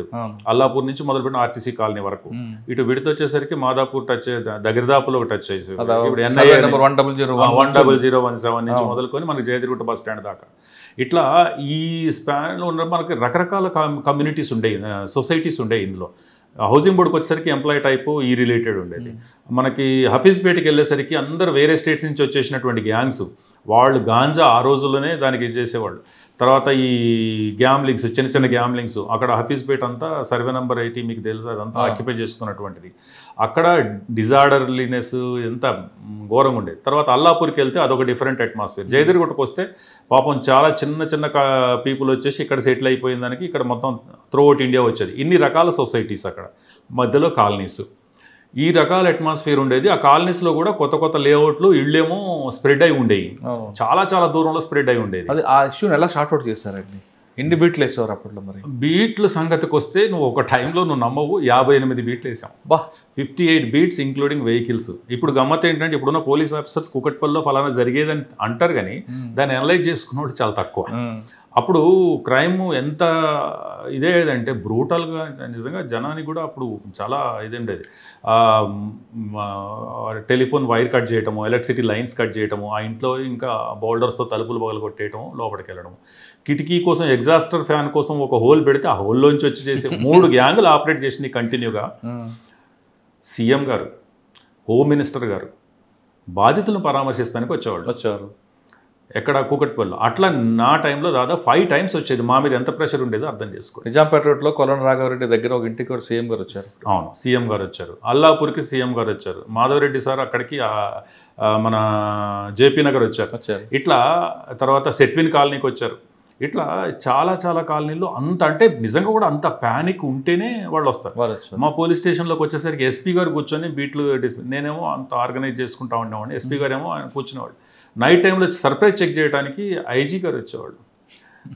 ఒక సందర్భంలో డీజీ గారు వచ్చారు. అంటే ఎంత ప్రెషర్ ఉంటుందో, అంటే నిజంగా కూడా పబ్లిక్ కన్సర్న్ కానీ పబ్లిక్ ఎంత బాధపడరు. తర్వాత అల్టిమేట్గా అందులో 3 గ్యాంగులు, ఒక గ్యాంగు హైదరాబాద్ సిటీ వాళ్ళు పట్టుకున్నారు. తర్వాత మేము ఒకటి రెడ్ హ్యాండెడ్గా పట్టుకున్నాం. ఆ తర్వాత అది కొంచెం తక్కువ అయిపోయినాయి. గ్యాంగ్ ఎన్కౌంటర్ కూడా అయింది. ఇంకా అవి ఇక అట్లా జరిగింది. సార్ ఇన్ని బీట్లు ఉంటుండగా కూడా కేపీహెచ్బి కాలనీ అంటే రౌడీస్ ఎక్కువ ఉంటారు కాబట్టి ఆ ప్రాంతంలో, లేదా కుకట్పల్లి బస్ స్టాండ్ దగ్గర మళ్ళీ విజిబుల్ పోలీసింగ్ కూడా ఉండేది కదండి. అంటే మనకి అప్పుడు మీకు చూసి ఉంటారు అక్కడ ఇంత ఉన్నా కానీ మనకు ట్రాఫిక్ కూడా పెద్ద కన్సర్న్ ఉండేది. ట్రాఫిక్ అటు సెపరేట్ ఇంకే ఉండేది లేదు. అసలు వైట్ షర్ట్ అనేది కనపడేది కదా. అవును. అప్పుడు మొత్తం law and order traffic maintain చేసుకోవాలి. లారీలన్నీ లోపలికి వచ్చాయి, జామ్స్ అయ్యాయి. ఒక సందర్భంలో హఫీజ్పేట దగ్గర రైలు ఆగిపోయింది. ఎందుకంటే ఆ రైలు కట్ట దాటిపోయే సందర్భంలో లారీ బ్రేక్ డౌన్ అయిపోయింది, రైలు ఆగిపోయింది. రైలు ఆగిపోయి దాదాపు 1.5 hour తర్వాత అది క్లియర్ చేయగలిగాం. ఇటువంటి ఫేస్ చేయడం, ఇటు ఫేస్ చేయడం, ఇవన్నీ కూడా పబ్లిక్లో కూడా నార్మల్ సిటిజన్స్ ఎప్పుడు నార్మల్ సిటిజన్సే కదా, లాను ఒబే చేస్తారు. అటువంటి వాళ్ళు కోఆపరేట్ చేయడం ఒకటి, ఇన్ఫర్మేషన్ పోలీస్ స్టేషన్కి, రోడ్డు మీద మనకి జనరల్గా ఇన్ఫర్మేషన్ అనేది కొద్దిగా వస్తుంది. అదే టైంలో మనకు నీకు గుర్తుండే ఉంటుంది, మనకి 4th phase దగ్గర బస్సు ట్యాంక్ పగలగొట్టి నక్సలైట్స్ బస్సు నిప్పు పెట్టడం. తర్వాత రోడ్డు మీదకి వచ్చేసరికి గాంధీ మహాత్ముడి విగ్రహానికి బాంబులు పెట్టి పేల్చేయడం. ఇటువంటి అఫెన్సులు జరిగాయి. జేఎన్టీ రోడ్లో జేఎన్టీ రోడ్లో బస్సులు పేల్చడానికి ఎస్ఓటీలో ఉన్నది కొంచెం పాలిష్ టైం. అది కొంచెం అది 2004. అది ఇటువంటి అఫెన్స్లు అన్నీ జరిగాయి. ఎందుకంటే కూకట్పల్లి కొత్తగా ఎవాల్వ్ అవుతున్న, కొత్తగా సెటిల్మెంట్ ఉన్నటువంటి ఏరియా కాబట్టి రాష్ట్రం మొత్తం నుంచి, దేశం మొత్తం నుంచి మనకి ఇక్కడికి వచ్చేవాళ్ళు. ఎందుకంటే దాని చుట్టూ ఎకనామిక్ వైబిలిటీ ఉన్నటువంటి ఇండస్ట్రీస్ ఉన్నాయి. ఐటీ లేదు కానీ మనకున్న ఇండస్ట్రీస్ ఏరియా, స్టేట్ మొత్తంలో ఉన్నటువంటి main industrial area Kukatpally, Jeedimetla, Balanagar, Sanath Nagar, Patancheru అన్నీ ఉండేసరికి ఇది రెసిడెన్షియల్ హబ్గా ఉండింది. అన్ని రకాల ల్యాండ్ రేట్ అప్పుడే పెరిగింది. అప్పుడే ల్యాండ్ మీద డిమాండ్ పెరిగింది. ఎప్పుడైతే పబ్లిక్ వచ్చి అక్కడ సెటిల్ కావడం మొదలు పెట్టారో, నువ్వు అన్నట్టు భరత్ నగర్ బ్రిడ్జ్ ఎప్పుడైతే పడిపోయిందో, హైదరాబాద్ సిటీలో కంజెషన్ ఇది అంతా వచ్చి కూకట్పల్లి సెటిల్ కావడం మొదలు పెట్టారు. సార్ మీరు పనిచేసిన టైంలో మీకు బాగా ట్రబుల్ మాంగర్ ఎవరు ఉన్నారండి, బాగా గుర్తుండిపోయినవాడు? ఇక్కడ కూకట్పల్లి అంటే రిపీటెడ్గా ఎవరు ఉండేవాళ్ళు కాదు. ఒకసారి దృష్టిలోకి వస్తే ఇంకా వాళ్ళు న్యూట్రల్ అయ్యేవాళ్ళు. అది 3 రౌడీ షీటర్స్ ఉండేవాళ్ళు. కొందరేమో పాలిష్డ్గా ఉంటూ పొలిటికల్ కవర్ కింద వాళ్ళని డెవలప్ చేసుకుంటూ అఫెన్సెస్ చేయించేవాళ్ళు. కానీ ఒకసారి దృష్టికి వచ్చిన తర్వాత మాత్రం అంత తొందరగా రిపీట్ చేసేవాళ్ళు కాదు. ఎందుకంటే మనం అట్లా పోకపోతే మనం క్రైమ్ని కంట్రోల్ చేసేవాళ్ళం, కష్టంగా ఉండేది. ఆఫీసర్స్ కూడా మంచి ప్రకాష్ రెడ్డి సార్ డిఎస్పీ, మీరు అర్థం చేసుకోవచ్చు. ప్రకాష్ రెడ్డి సార్ డిఎస్పీ అంటే ఎట్లా ఉంటారు. సార్ మమ్మల్ని ఎంత ఎంకరేజ్ చేసేవాడంటే, తర్వాత దినకర్ ప్రసాద్ సార్ ఎస్పీ, ఎట్లా కామన్ మ్యాన్. సార్ అయితే స్నాచింగ్ అయింది అంటే, ఒక మంగళసూత్రం పోయిందంటే మంగళసూత్రం అయ్యా అని చెప్పేసి ఎంత ఎమోషనల్గా రియాక్ట్ అయ్యేవాడంటే, అంటే మేము వర్కింగ్లో అంత ఉన్న ఫోర్స్ని ఉన్నంత వరకు మ్యాక్సిమం యూటిలైజ్ చేయడానికి ప్రయత్నం చేసేవాళ్ళు. సార్ మీరు చేస్తున్న టైంలోనే కేపీహెచ్బి కాలనీ రోడ్ నెంబర్ 4లో ఒక మర్డర్ అవుతుంది. రోడ్ నెంబర్ 4లో రెమెడీ హాస్పిటల్ దగ్గరలో. అప్పుడు రెమెడీ హాస్పిటల్ లేదనుకోండి, గుర్తుందా? మర్డర్ అయింది ఇది మన ఎంఐజీలో ఒకటి, వైఫ్ అండ్ హస్బెండ్. అది వెళ్ళిపోబోయే టైం నేను అది. ఆయన భార్యని చంపి వెళ్ళిపోతాడు, మీరు దినకర్ ప్రసాద్ అక్కడ ఉండి ఆ కేసుని యూజ్ చేశారు. గుర్తుందా కేసు? అవునవును గుర్తుంది. పేర్లు గుర్తులేవు, చాలా టఫ్ ఇదైంది. ఎందుకంటే అతన్ని గట్టిగా ఇది చేయలేని పరిస్థితి. తర్వాత మళ్ళీ వచ్చేసరికి అది చాలా బ్రూటల్ మర్డర్ చేశారు. అది చాలా బ్రూటల్ మర్డర్. ఎంతో వెంజన్స్ ఉండి, ఎంతో కసి ఉంటే తప్ప అది చేయడానికి లేదు. ఆయన చెప్పాడు కదా, అదే జరిగింది. ఆ కేసు చాలా ఇంట్రెస్టింగ్ ఉంటుందండి. పేర్లు గుర్తులేవు ఇవన్నీ కూడా, ఎందుకంటే నంబర్ ఆఫ్ ఆయన ఒళ్ళి ఉంటాడు, భార్య మీద అనుమానంతో చంపేస్తాడు. అవును, దాంతో చంపారు, గుర్తుంది అది నాకు. అందుకని అన్ని రకాల ఇదేం జరిగింది. సార్ కుకట్పల్లిలో మీకు బాగా గుర్తుండిపోయిన ఒక కేసు చెప్పండి, ఎందుకంటే మీ టర్నింగ్ పాయింట్, మీ కెరీర్ అంతా అక్కడే నేర్చుకున్నారు మీరు. కుకట్పల్లిలో మనకి ఒకటి నక్సలిజం, ఒక బాంబ్స్ లేదా రివాల్వర్స్ సంబంధించి ఇప్పుడు ఒక నార్త్ తెలంగాణ నుంచి ఒక పొలిటీషియన్ ఇంకో పొలిటీషియన్ రమ్మని చెప్పే వరకు వెపన్స్ ఇచ్చాడు ఆ టైంలో. దానికి సంబంధించి వాళ్ళ పేరు గుర్తులేవు నాకు. అయితే దానికి సంబంధించి ఆ వెపన్ తీసుకొచ్చేసి ఇక్కడ వాళ్ళు ఎక్స్టార్షన్స్ చేసినప్పుడు అందులో ఒక బాంబు ఉండేది, 2 ఇంపోర్టెడ్ పిస్టల్స్ ఉండేవి. ఆ గ్యాంగ్ సరెండర్ నక్సలైట్స్. వాళ్ళని హార్డ్ ఇంటెలిజెన్స్ తోటే బ్రేక్ చేసాం. అది ఆ గ్యాంగ్ పట్టుకోవడం, వాళ్ళు లోపల ఉన్నప్పుడే వాళ్ళని అరెస్ట్ చేయడం, అందులో మేము ఫైర్ చేయటం, అందులో నా వెనక నుంచి ఫైర్ కావటం, మావాడు చేయబోయి పొరపాటున కొంచెం అదృష్టం నాది ఆ టైం రోజు, అది సీలింగ్కి కొట్టాడు. ఆ దాంట్లో ఆ వెపన్స్ సీజ్ చేసుకోవడం 96లో. అది అంటే మా ఆఫీసర్లు ఏమో మనం చేయలేము, అది దానికి పెద్ద టీములు రావాలి అటుంటా, అంటే కంప్లీట్ రిపోర్ట్ అయినప్పుడు మనకి లేదు మన ఏరియాలో జరిగినప్పుడు అది మనమే ఇనిషియేట్ చేయాలి, ఖచ్చితంగా దాన్ని బ్రేక్ చేయాల్సింది, మన దగ్గర జరిగిన మాట వాస్తవం అయినప్పుడు మన ఏరియానే ఎందుకు అని అట్లా తీసుకొని ఆ కేసుని డిటెక్ట్ చేయడం అనేది ఫస్ట్ మంచి కాన్ఫిడెన్స్ ఇచ్చింది బాగా. సార్ ఇంకోటి, మీ పనిచేసిన టైంలోనే వివేకానంద కాలంలో కత్తులు సమ్మయ్య ఒక ప్రెస్ మీట్ పెడతాడు తుపాకులతో. నేను వెళ్ళిపోయినప్పుడు ఇక్కడ మీరు వెళ్ళిపోయినప్పుడు ఎల్బీ నగర్లో ఉన్నప్పుడు. అప్పుడు ఎల్బీ నగర్. ఓకే. కుక్కటిపల్లి తర్వాత? కుక్కటిపల్లి తర్వాత ఎల్బీ నగర్. అక్కడే ఉంది సార్. అక్కడ ట్రాఫిక్, అక్కడ డెకాయిటీలు రాబరీస్ అవి. తర్వాత అక్కడ మెయిన్ ల్యాండ్ రిలేటెడ్ ఇష్యూస్లో. కానీ ఒకటి మాత్రం మేము మంచి దీనిగా చెప్పగలుగుతాం, ఎథికల్గా బాగా మెయింటైన్ చేసేవాళ్ళం అప్పుడు. ఎందుకంటే ఏ ఏరియాలో, మా ల్యాండ్ ఏరియాలో ఎక్కడ కూడా ఒక కబ్జా కోసం కానీ ఒక టెంట్ వేసి ఒకళ్ళ మనుషులను పెట్టడం అనేది ఎప్పుడు జరగలే. సురేంద్రబాబు సార్ గురించి మీకు తెలుసు బాగా. సురేంద్రబాబు సార్ కానీ, దినకర్ ప్రసాద్ సార్ బాగా ఫ్రీ హ్యాండ్ ఇచ్చారండి మీరు. సురేంద్రబాబు సార్ది చాలా, ఇంతవరకు నేను పనిచేసినటువంటి ఆఫీసర్స్లో సురేంద్రబాబు సార్ అంత క్లారిటేటివ్ ఇన్స్ట్రక్షన్స్ గ్రాస్ రూట్ లెవెల్ ఆఫీసర్స్కి ఇంప్లిమెంటేషన్ కోసం ఇచ్చినటువంటి వాళ్ళు ఎవరు లేరు. అంత చాలా చాలా పర్ఫెక్ట్గా క్లారిటీ ఆఫ్ ఇన్స్ట్రక్షన్స్ ఉండేది, చెప్పింది వినేవాళ్ళు. ఏ టైం కన్నా మాకు సార్ కాల్ చేయడానికి మాకు లిబర్టీ ఉండేది. అట్లా చాలా బాగా చేసాం సార్ టైంలో. అక్కడ ల్యాండ్ సంబంధించినటువంటి ఒక ఎక్స్ హోమ్ మినిస్టర్ ఒక ల్యాండ్, తన అమ్మేషన్ ల్యాండ్ని తిరిగి కబ్జా పెట్టేసుకొని దాంట్లో టేకు చెట్లు పెట్టి, తర్వాత పాపం పూర్ ఆర్టీసీ డ్రైవర్స్ కండక్టర్స్ వాళ్ళకి వీళ్ళు వచ్చి ఒక 5-6 సంవత్సరాలతో వచ్చేసరికి ఆ రోడ్ల మీద టేకు చెట్లు 5-6 సంవత్సరాలు ఉండేసరికి నేను పొజిషన్లో ఉన్నా అని చెప్పేసరికి దానికి మేము కొద్దిగా గట్టిగా వెళ్ళిపోయి ఆ చెట్లు కొట్టించేసి తెల్లారేసరికి రోడ్లు వేయించేసి వాళ్ళకి తిరిగి, పోలీస్ పొజిషన్ కాదు కదా, కాదు కానీ అంటే మున్సిపల్ నుంచి పాపం వాళ్ళు చాలా కోఆపరేట్ చేశారు. అప్పుడున్న కౌన్సిలర్ చాలా కోఆపరేట్ చేశాడు. ఎందుకంటే పూర్ పీపుల్కి సంబంధించినటువంటి ఆ కాలనీ పేరే ఆర్టీసీ కాలనీ. అందులో డ్రైవర్స్ కండక్టర్స్ వస్తే పక్కనే కామినేని హాస్పిటల్ పక్కనే ఆ ల్యాండ్ వాళ్ళు పాపం కట్టుకోవడానికి కొన్న తర్వాత 5-6 సంవత్సరాలకు వచ్చారు. 6-7 సంవత్సరాలకు అప్పుడు ఏమీ లేదు. తర్వాత ఆ టైంకి వచ్చేసరికి ఇక్కడ టేక్ చెట్లు పెరిగిపోయి ఉన్నాయి, అన్ని టేక్ చెట్లు పెరిగిపోయి ఉన్నాయి. అట్లా దాని మీద నేను పర్సనల్గా చాలా విక్టిమైజ్ అయ్యాను. తర్వాత హైకోర్టు పోవాల్సి వచ్చింది నేను. తర్వాత నా మీద ఫాల్స్ అది ఇంకా కంప్లైంట్స్ ఎక్కడెక్కడ ఇచ్చారు. డీజీ గారు కూడా పిలిపించారు, అప్పుడున్న డీజీ గారు. ఇక అట్లా కానీ అది అల్టిమేట్గా ఎండ్ ఆఫ్ ద డే తిరిగి పాపం ఇటువంటి, ఎందుకంటే నీ గ్యాప్స్ ఉన్నాయి, ఇవన్నీ కూడా ఎగ్జిక్యూషన్కి వచ్చేసరికి గ్యాప్స్ ఉన్నాయి. ఈ గ్యాప్స్ వచ్చేసరికి పోలీస్ డిపార్ట్మెంట్ పడిపోతున్నాయి. ఇవి నిజానికి చేయడానికి మనకి వీఆర్ ఆథరైజ్డా కాదా అనేది లీగల్ ఆస్పెక్ట్స్లో, ప్రొసీజరల్ ఆస్పెక్ట్స్లో చూసుకుంటే అదేమో క్రైమ్ కింద కన్వర్ట్ అవుతుంది. మళ్ళీ తర్వాత పోలీస్ మీద ట్రస్ట్ పోతుంది, కాన్ఫిడెన్స్ పోతుంది. మళ్ళీ వాళ్ళు తిరిగి వచ్చేది మళ్ళీ పోలీస్ స్టేషన్. ఇది గవర్నెన్స్లో ఉన్నటువంటి కొన్ని గ్యాప్స్. సార్ ఎల్బీ నగర్ తర్వాత ఎక్కడికి వచ్చారు? ఎల్బీ నగర్ తర్వాత యుఎన్ మిషన్ వెళ్ళాను, యునైటెడ్ నేషన్ కొసావో వెళ్ళాను. కొసావో వెళ్ళి అక్కడ ఒక 1 year ఉన్నాను, 2001 to 2002. అదొక డిఫరెంట్ ఎక్స్పోజరు. అక్కడ పనిచేసింది చాలా బాగా అనిపించేది. కానీ అందరు పోలీస్ ఆఫీసర్స్లో ఇండియా నుంచి వచ్చిన వాళ్ళు ఎక్కువ ఎఫెక్టివ్గా పనిచేసేవాళ్ళు. ఎందుకంటే మనం అప్పుడు అన్ని రకాల పనులు మనం చేసేవాళ్ళం కదా. మిగతా కంట్రీస్ కంటేనేమో ఏ వింగ్ ఆ వింగ్ ఉండేది అప్పుడు. So all types of works, all ఏరియాస్లో మనకి ఎక్స్పోజర్ ఉండేది కాబట్టి మన ఇండియన్స్కి మంచి పేరు ఉండేది అక్కడ కొసావోలో కానీ, యునైటెడ్ యుగోస్లావియాలో. ఆ తర్వాత వచ్చిన తర్వాత కందుకూరుకు షార్ట్ టర్మ్ ఉన్నాను. కందుకూరు కాదు, మొయినాబాద్, జస్ట్ ఒక 7-8 months. తర్వాత వనస్థలిపురం అది కూడా ఒక 1 year, ఎక్కువ లేదు. తర్వాత ఎస్ఓటీకి వచ్చేసాను. ఓకే. ఇక్కడ మళ్ళీ మీ వర్క్ స్టార్ట్ అయింది. ఎంతకాలం ఉండే ఎస్ఓటీలో? ఎస్ఓటీలో ఉన్నది 1 year 1 month ఉన్నాను. 1 year 1 month చేసిన 1 year కానీ మంచి కేసులు వెళ్ళాక సార్. అంటే ఆ టైంలో ఇంకా అసలు మళ్ళా ఆపర్చునిటీ దొరికింది నిజంగా. మీరు అన్నట్టు ఇంతకుముందు చెప్పిన కేసు, జేఎన్టీ దగ్గర బస్సుల కింద బాంబులు పెట్టిన కేసు, అది ఎస్ఓటీలో వెరీ ఫస్ట్ ఎస్ఓటీ ఎస్టాబ్లిష్ చేసింది. శివరామకృష్ణ గారి గురించి మీకు తెలుసు. చాలా కేసులో ఇప్పటికీ అర్థం కాని విషయం ఏంటంటే ఫిజికల్ హ్యాండిక్యాప్ ఎలా పట్టుకున్నారండి? అది యాక్చువల్గా మనకి ఒక ఇప్పుడు వాడుతున్న సీసీ కెమెరాల్లో వెరీ ఫస్ట్ సీసీ కెమెరా 2004 సంవత్సరం ప్రసాద్ ఐమాక్స్లో పెట్టారు.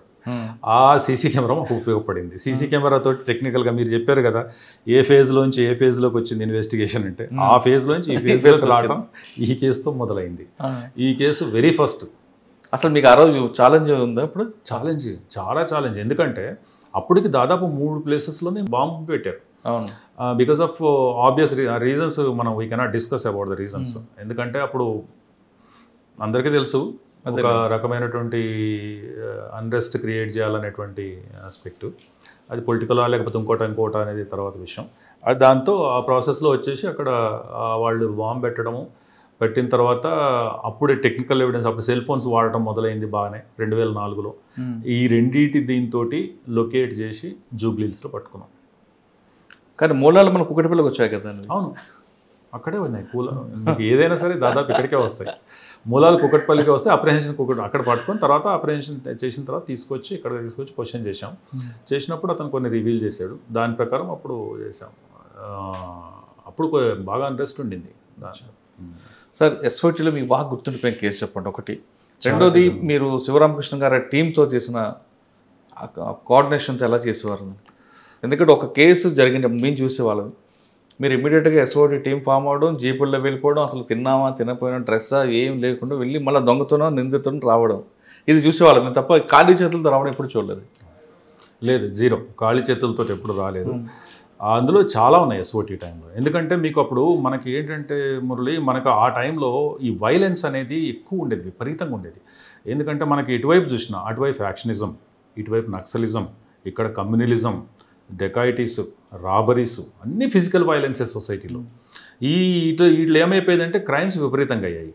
అప్పుడు నెసిటీ, ఇక్కడ మహేందర్ రెడ్డి సార్ ఇక్కడ సిపిగా ఉన్నప్పుడు సార్ ఏం చేశారంటే ఎస్ఓటీని ఫామ్ చేద్దామని చెప్పేసి, ఖచ్చితంగా ఎందుకంటే పోలీస్ స్టేషన్ స్కోప్ అప్ చేయలేవు వర్క్ని అని చెప్పేసి సార్ అప్పుడు శివరామకృష్ణ సార్ని పిలిపించి చెప్పడం, తర్వాత నేను, శివరామకృష్ణ సారు, తర్వాత జగదీష్, రామ్ నరసింహ, మేము ఆ టీం ఫామ్ చేసుకోవటం. చేసిన తర్వాత నాకు మళ్ళీ ఎంత ఇదనిపించేదంటే పోలీస్ స్టేషన్స్లో వర్క్ ప్రెషర్లు 24 hours.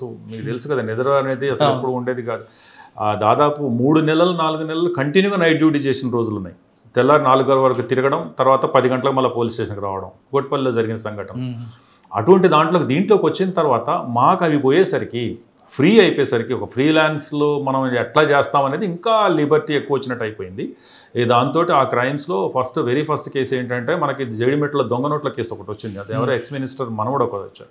జీడిమెట్ల నుంచి అప్పుడున్న ఇన్స్పెక్టర్ గారు ఏం చేశారంటే, మాకేదో ఇటువంటిది వస్తుంది పట్టుకున్నామనేసరికి ఆ రోజు ఒక వేరే అఫెన్స్, దీనికి బాంబుల్ బ్లాస్ట్లకు సంబంధించిన అఫెన్స్లో మిగతా వాళ్ళు ఇద్దరు చేస్తున్నారు, నన్నేమో దానికి పోయి రమ్మన్నారు. అంటే నన్ను తప్పిస్తున్నారు అన్నట్టు నేను తీసుకొని ఆ టీమ్స్ 2 టీమ్స్ని తీసుకొని పోయి ఒక 10 మందిని మేము తీసుకొని పోయి ఆంధ్రాలో 4 టౌన్లు, ఒక్కో దానికి 30-40 కిలోమీటర్లు ఉంటుంది. ఇతను తీసుకొని పోయి దాదాపు 7-8 ప్లేసుల నుంచి అక్యూజ్ని లిఫ్ట్ చేయటము, మెషినరీని లిఫ్ట్ చేయటము, తర్వాత వాళ్ళని తీసుకోవడము.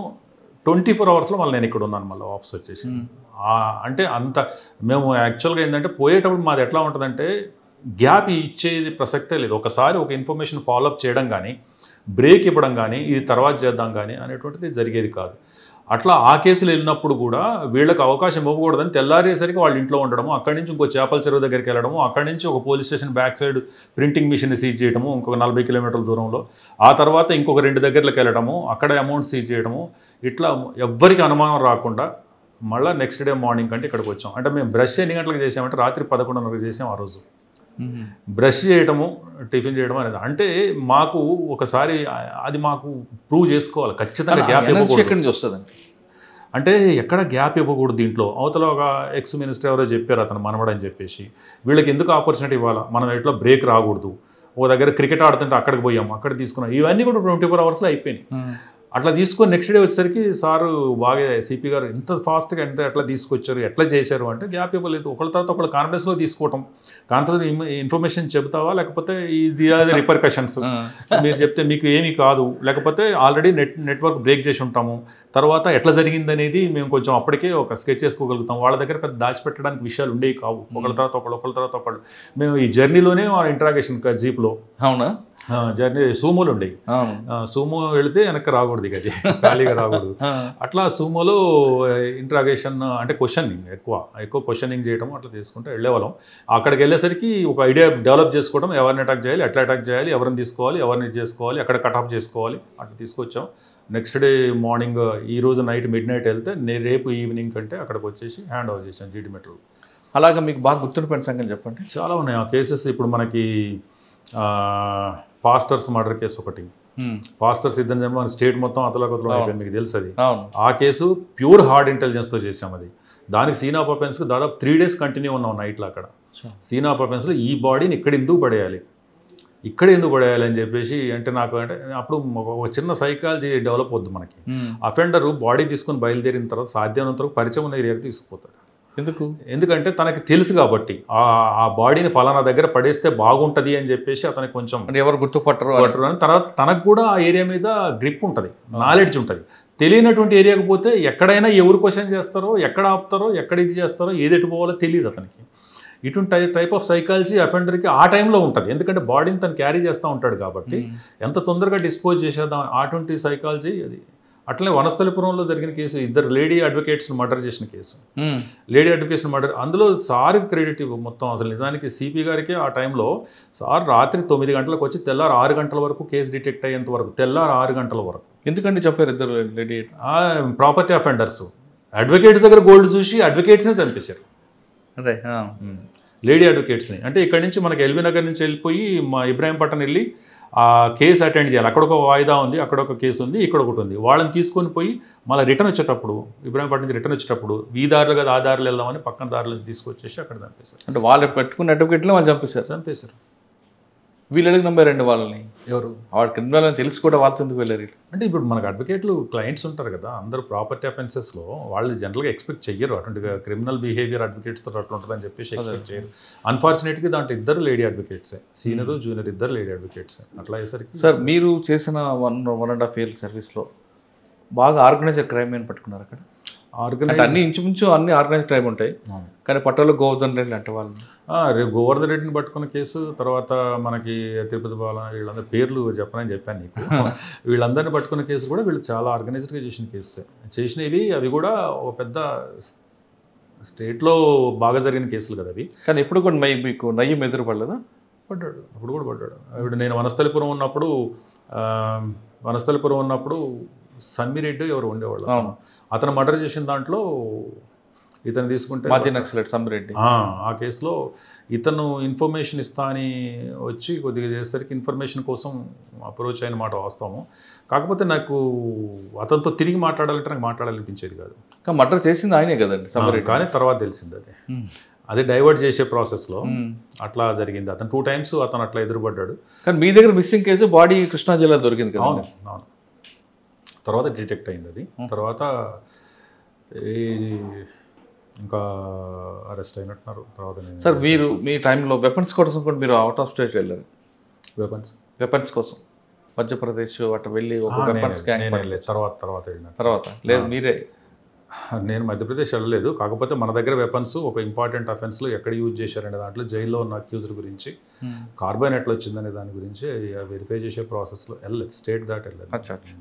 తర్వాత ఎస్ఓటి తర్వాత బాగా ఇంకా ఎస్ఓటి తర్వాత ఏసీబీ యాంటీ కరప్షన్. ఏసీబీలో ఎంతకాలం ఉంటుంది? ఏసీబీలో 7 years ఉన్నాను. అక్కడే డిఎస్పీ కదా మీకు? లేదు, అక్కడ నుంచి మళ్ళీ యునైటెడ్ నేషన్స్ వెళ్ళాను ఆఫ్రికాలో చేయడానికి, సౌత్. సార్ ఏసీబీలో గుర్తుండిపోయిన కేసు చెప్పండి. చాలా కేసులు ఉన్నాయి వాటి గురించి. సరే కొన్ని అన్ని చెప్పద్దు, కానీ ఏసీబీలో డిఏ కేసుల్లో కన్విక్షన్ రాదు, అక్టిల్ దీంట్లో మాత్రం ఎక్కువ వస్తుంటుంది, కానీ ట్రాప్ కేసుల్లో మాత్రం కన్విక్షన్ వస్తుంది. కారణం ఏమంటారు? అంటే ట్రాప్ కేసు చిన్నవి దాంట్లో, ఎందుకంటే మనకి అతని పొజిషన్లోంచి అమౌంట్ సీజ్ అవుతుంది. తర్వాత దానికి ఎవిడెన్స్ అంతా విట్నెసెస్ ఉంటారు, మన మీడియేటర్స్ ఉంటారు, అఫీషియల్ మీడియేటర్స్ ఉంటారు. ప్రాసెస్ అంతా కూడా ట్రాన్స్పరెంట్గానే జరుగుతుంది. జరిగిన తర్వాత అవన్నీ కూడా ఆన్ రికార్డ్ ఉంటాయి అవన్నీ కూడా. అందుకని వాటిలో ఏదో అవుతుంది, వాటిలో మనకి కన్విక్షన్స్ ఎక్కువ ఉంటాయి. డిఏ కేసెస్ వచ్చేసరికి ఆ డిఏ కేసెస్లో మనం అతను వచ్చిన ఇన్కమ్ని అది ఇల్లీగల్ ఇన్కమ్ అని చెప్పి మనం ప్రూవ్ చేయడానికి మనకి ఎక్కడక్కడ ఎవిడెన్స్ తక్కువ ఉంటాయి. అయినా కానీ 50% కన్విక్షన్స్ ఉంటాయి డిఏ కేసెస్లో కూడా. దీంట్లో దాదాపు సుమారు 90% ఉంటాయి ట్రాప్ కేసెస్లో కన్విక్షన్స్. అట్లా డిఏ కేసెస్లో మనకి ఏంటంటే ఎవిడెన్స్ గ్యాదరింగ్ అనేది చాలా కష్టమైన ప్రాసెస్. కానీ డిఏ కేసుల్లో ఎక్కువగా టార్గెట్ ఉంటుంది అంటారు, వాస్తవం అంటే ఏసీబీలో? లేదు, మా టైంలో చాలా అంటే చాలా చాలా ఎఫెక్టివ్గా నడిచింది ఏసీబీ. మీకు తెలుసు కదా, అప్పుడు ఎస్ఎస్పి యాదవ్ సార్ ఉండేవాళ్ళు, తర్వాత ప్రభాకర్ రెడ్డి సార్ ఉండేవాళ్ళు, తర్వాత శ్రీనివాస్ రెడ్డి సార్ ఉండేవాళ్ళు, యోగానంద గారు, సంతోష్ మేరా సార్ ఉండేవాళ్ళు, యోగానంద్ సార్ ఉండేవాళ్ళు, ఉమేష్ షరాఫ్ సార్ ఉండేవాళ్ళు. వీళ్ళందరూ ఆఫీసర్స్ కూడా. వాళ్ళ తర్వాత భూపతి బాబు సార్ ఉండేవాళ్ళు, తర్వాత గిరీష్ కుమార్ సార్ ఉండేవాళ్ళు, శ్రీనివాస్ రెడ్డి సార్, కొత్తకోట శ్రీనివాస్ రెడ్డి సార్ ఉండేవాళ్ళు. ఇవన్నీ కూడా బాగా ఇంటిగ్రిటీ అండ్ ఎథికల్ ఆస్పెక్ట్స్ అండి బాగా మెయింటైన్ చేసినటువంటి సందర్భం అది. అటువంటి సందర్భంలో కేసెస్ మేమైతే చాలా వరకు చిన్న వాటికి కాకుండా ఆర్గనైజ్ దానికి పోవడానికి ఒక ఒక ఎవరైనా సరే ఉంటే వాళ్ళు దీని చట్టాన్ని మభ్యపెట్టి దాచిపెట్టిన దానికి ఎక్కువ పోయాను నేను కేసెస్. కానీ సార్ మీ డిపార్ట్మెంట్లో వాళ్ళని కూడా మీరు ఏసీబీలో పట్టుకున్నారు, బాధ అనిపించలేదు అప్పుడు? అంటే ఇక ఆ టైంలో ఏసీబీలో ఎట్లా ఉంటుందంటే, ఇప్పుడున్న పోలీస్ ఎంటైర్ వింగ్స్లో ఏసీబీ అనేది బయట ఇన్ఫ్లుయెన్సెస్ తక్కువ ఉండి ఒక ఇండిపెండెంట్గా యాక్ట్ చేయడానికి అవకాశం ఉన్నటువంటి యూనిట్ అది. ఆ యూనిట్లో తర్వాత మనకు అది ఆ సందర్భంలో మనకి పర్సనల్ ఇంటిమేసీ ఉండడం అటువంటి దానివల్ల ఇది అవుతుంది. కానీ కాకపోతే మనం ఏం చేయలేము. ఆ సిస్టంలో మనం ఒక ప్రాసెస్ అండి, మనం ఒక పర్సన్ అంతే. మీకు మన ఒక రోల్ బాగా గుర్తుండిపోయిన సంఘటన ఉందా? మీ బ్యాచ్మేట్, మీ జూనియర్? వెరీ ఫస్ట్లోనే జరిగినాయి, చాలా జరిగినాయి అట్లా. మనకు బాగా తెలిసినటువంటి ఆఫీసర్స్. కానీ కొన్ని సందర్భాల్లో అంటే ఒకటి అది మనం తప్ప ఉప్ప చెప్పలేం. కానీ సొసైటీలో జరుగుతున్నటువంటి పరిణామాలకి, సొసైటీలో జరుగుతున్నటువంటి ప్రివేల్ అవుతున్నటువంటి అట్మాస్ఫియర్కి దానికి మనం చూస్తే ఎవరైతే ఆర్గనైజ్డ్గా చేస్తారో వీటన్నిటిని దాటి వాటి మీద ఎక్కువ ఫోకస్ చేసేవాళ్ళం. ఏది ప్రొవోకేట్ చేసి ఇచ్చిన అమౌంట్ కంటే కూడా ప్రొవోకేట్ చేసి ల్యూర్ చేసి ఇట్లా చేసి చాలామంది అట్లా చేస్తానని చూస్తూ ఉంటారు. ఇప్పుడు నువ్వు చెప్పినటువంటి వ్యక్తి ప్రీవియస్లీ సరెండర్ నక్సలైట్ ఆ ఏరియాలో కొంతమందిని ఏసీబీకి చేయడానికి కూడా చేశాడు. తన కాని చోట గవర్నమెంట్ అఫీషియల్స్ని అట్లా వేధించడం చూసాడు. అట్లా 2 సందర్భాల్లో అటువంటిది క్రాస్ వెరిఫికేషన్ చేసి వాటిని రిజెక్ట్ చేసిన సందర్భాలు కూడా ఉన్నాయి. ఎందుకంటే ఈజ్ అన్ మ్యానిపులేటరు, తర్వాత ఏమంటాం అది బ్లాక్మెయిలరు అన్నీ ఉన్నాడు. కాబట్టి అటువంటి సందర్భంలో ఏమాత్రం అనుమానం వచ్చినా కానీ చేసేవాళ్ళం కాదు. కానీ ఒకసారి మీ బ్యాచ్మేట్ వ్యక్తికి మీరు చిన్న ఇండికేషన్ అంటే మీరు కనబడ్డారు, ఆయన అలర్ట్ ఆయన కాకుండా మళ్ళీ ట్రాప్లో పడ్డాడు ఆయన. అంటే అది అంటే మీరు ఇండికేషన్ ఇవ్వలేదు, జస్ట్ మీరు కనబడ్డారు, గుర్తుపడతారేమో అనుకున్నాక పట్టలేదు. అంటే ఇప్పుడు ఎట్లా ఉంటుందంటే మనం ఆ సీన్కి పోయిన తర్వాత మనం పొజిషన్స్ మార్చుకోవాల్సి వస్తూ ఉంటుంది. వాళ్ళే మూమెంట్లో ఉంటారు, అటు ఇటు మూమెంట్లో ఉంటారు. ఆ సందర్భంలో కొంచెం అంటే దూరంగా కనపడటం, దాంతో traps right from the SOT ఇక్కడి నుంచి మొత్తం నేనే వేసేవాడిని. ఈ దీంట్లో ఇది మన కుక్కట్పల్లి ఉన్నప్పుడు కానీ, ఈవెన్ ఎస్ఓటీలో శివరామకృష్ణ గారు మిగతా వాళ్ళు ఉన్నప్పుడు కానీ ఆ లేయింగ్ ఆఫ్ పట్టుకోవడానికి నక్సలైట్స్ కావచ్చు, లేకపోతే సరెండర్ నక్సలైట్స్ కావచ్చు, లేకపోతే వెపన్స్ ఉన్నోళ్ళు కావచ్చు. తిరుపతి బాలన్నను కూడా అట్లా, తిరుపతి బాలన్నను పట్టుకునే టైంలో ఈ వాజ్ ఎలో, నిన్ను 9mm పిస్టల్ అందు లోపల ఉన్నాడు. నేను ఒక్కడే పోయాను సైకిల్ మీద రెక్కికి, నేను ఒక్కడే వెళ్ళాను. తర్వాత ఎంటర్ అయ్యి వెపన్ గుంజుకునేంత వరకు కూడా నేను ఒక్కడే ఉన్నాను. లోపలికి వెళ్ళిపోయి వెపన్ గుంజేసుకున్న తర్వాతనే మిగతా టీం వచ్చింది. అది ముందుకు చూసేవాళ్ళం. దీనికి ఒక సందర్భం చెప్పగలుగుతాను నేను. నండూరు సాంబశివరావు సార్ మాకు ఒకసారి ఒక క్లాస్ తీసుకున్నారు. సార్ మేము ట్రైనింగ్లో ఉన్నప్పుడు industrial unrest, psychology of mob psychology గురించి ఒక క్లాస్ తీసుకోవడానికి మెదక్ ఎస్పీగా ఉండేవాళ్ళు సార్. మా దగ్గరికి వచ్చారు. వచ్చిన ప్రాసెస్లో ఆయన ఈ సర్ప్రైజ్ ఎలిమెంట్ గురించి మాకు ఎందుకో చెప్పాడు. సర్ప్రైజ్ ఎలిమెంట్ అంటే మనం ఒక ఆపరేషన్ కానీ ఒక దీన్ని చేసేటప్పుడు ఎదుటి వ్యక్తిని ఎట్లా సర్ప్రైజ్ షాక్లోకి చేసి మనం రియాక్ట్ కావాలని, అది నాకు మైండ్లో కూర్చుంది. నా సర్వీస్ మొత్తం మీద ఏ ప్లాన్ చేసినా కానీ పక్కా దాన్ని అర్థం చేసుకొని అవతల వాళ్ళని షాక్ చేయటం, షాక్లో మీ పని చుట్టుకోవడం, అది మనం చాలా స్పాంటేనియస్గా యాక్ట్ చేయాలి. మళ్ళీ అక్కడ హెజిటేషన్ ఉండకూడదు. లేకపోతే హెజిటేషన్ అంటే లోపల వెపన్ ఉంటుంది మన మీద.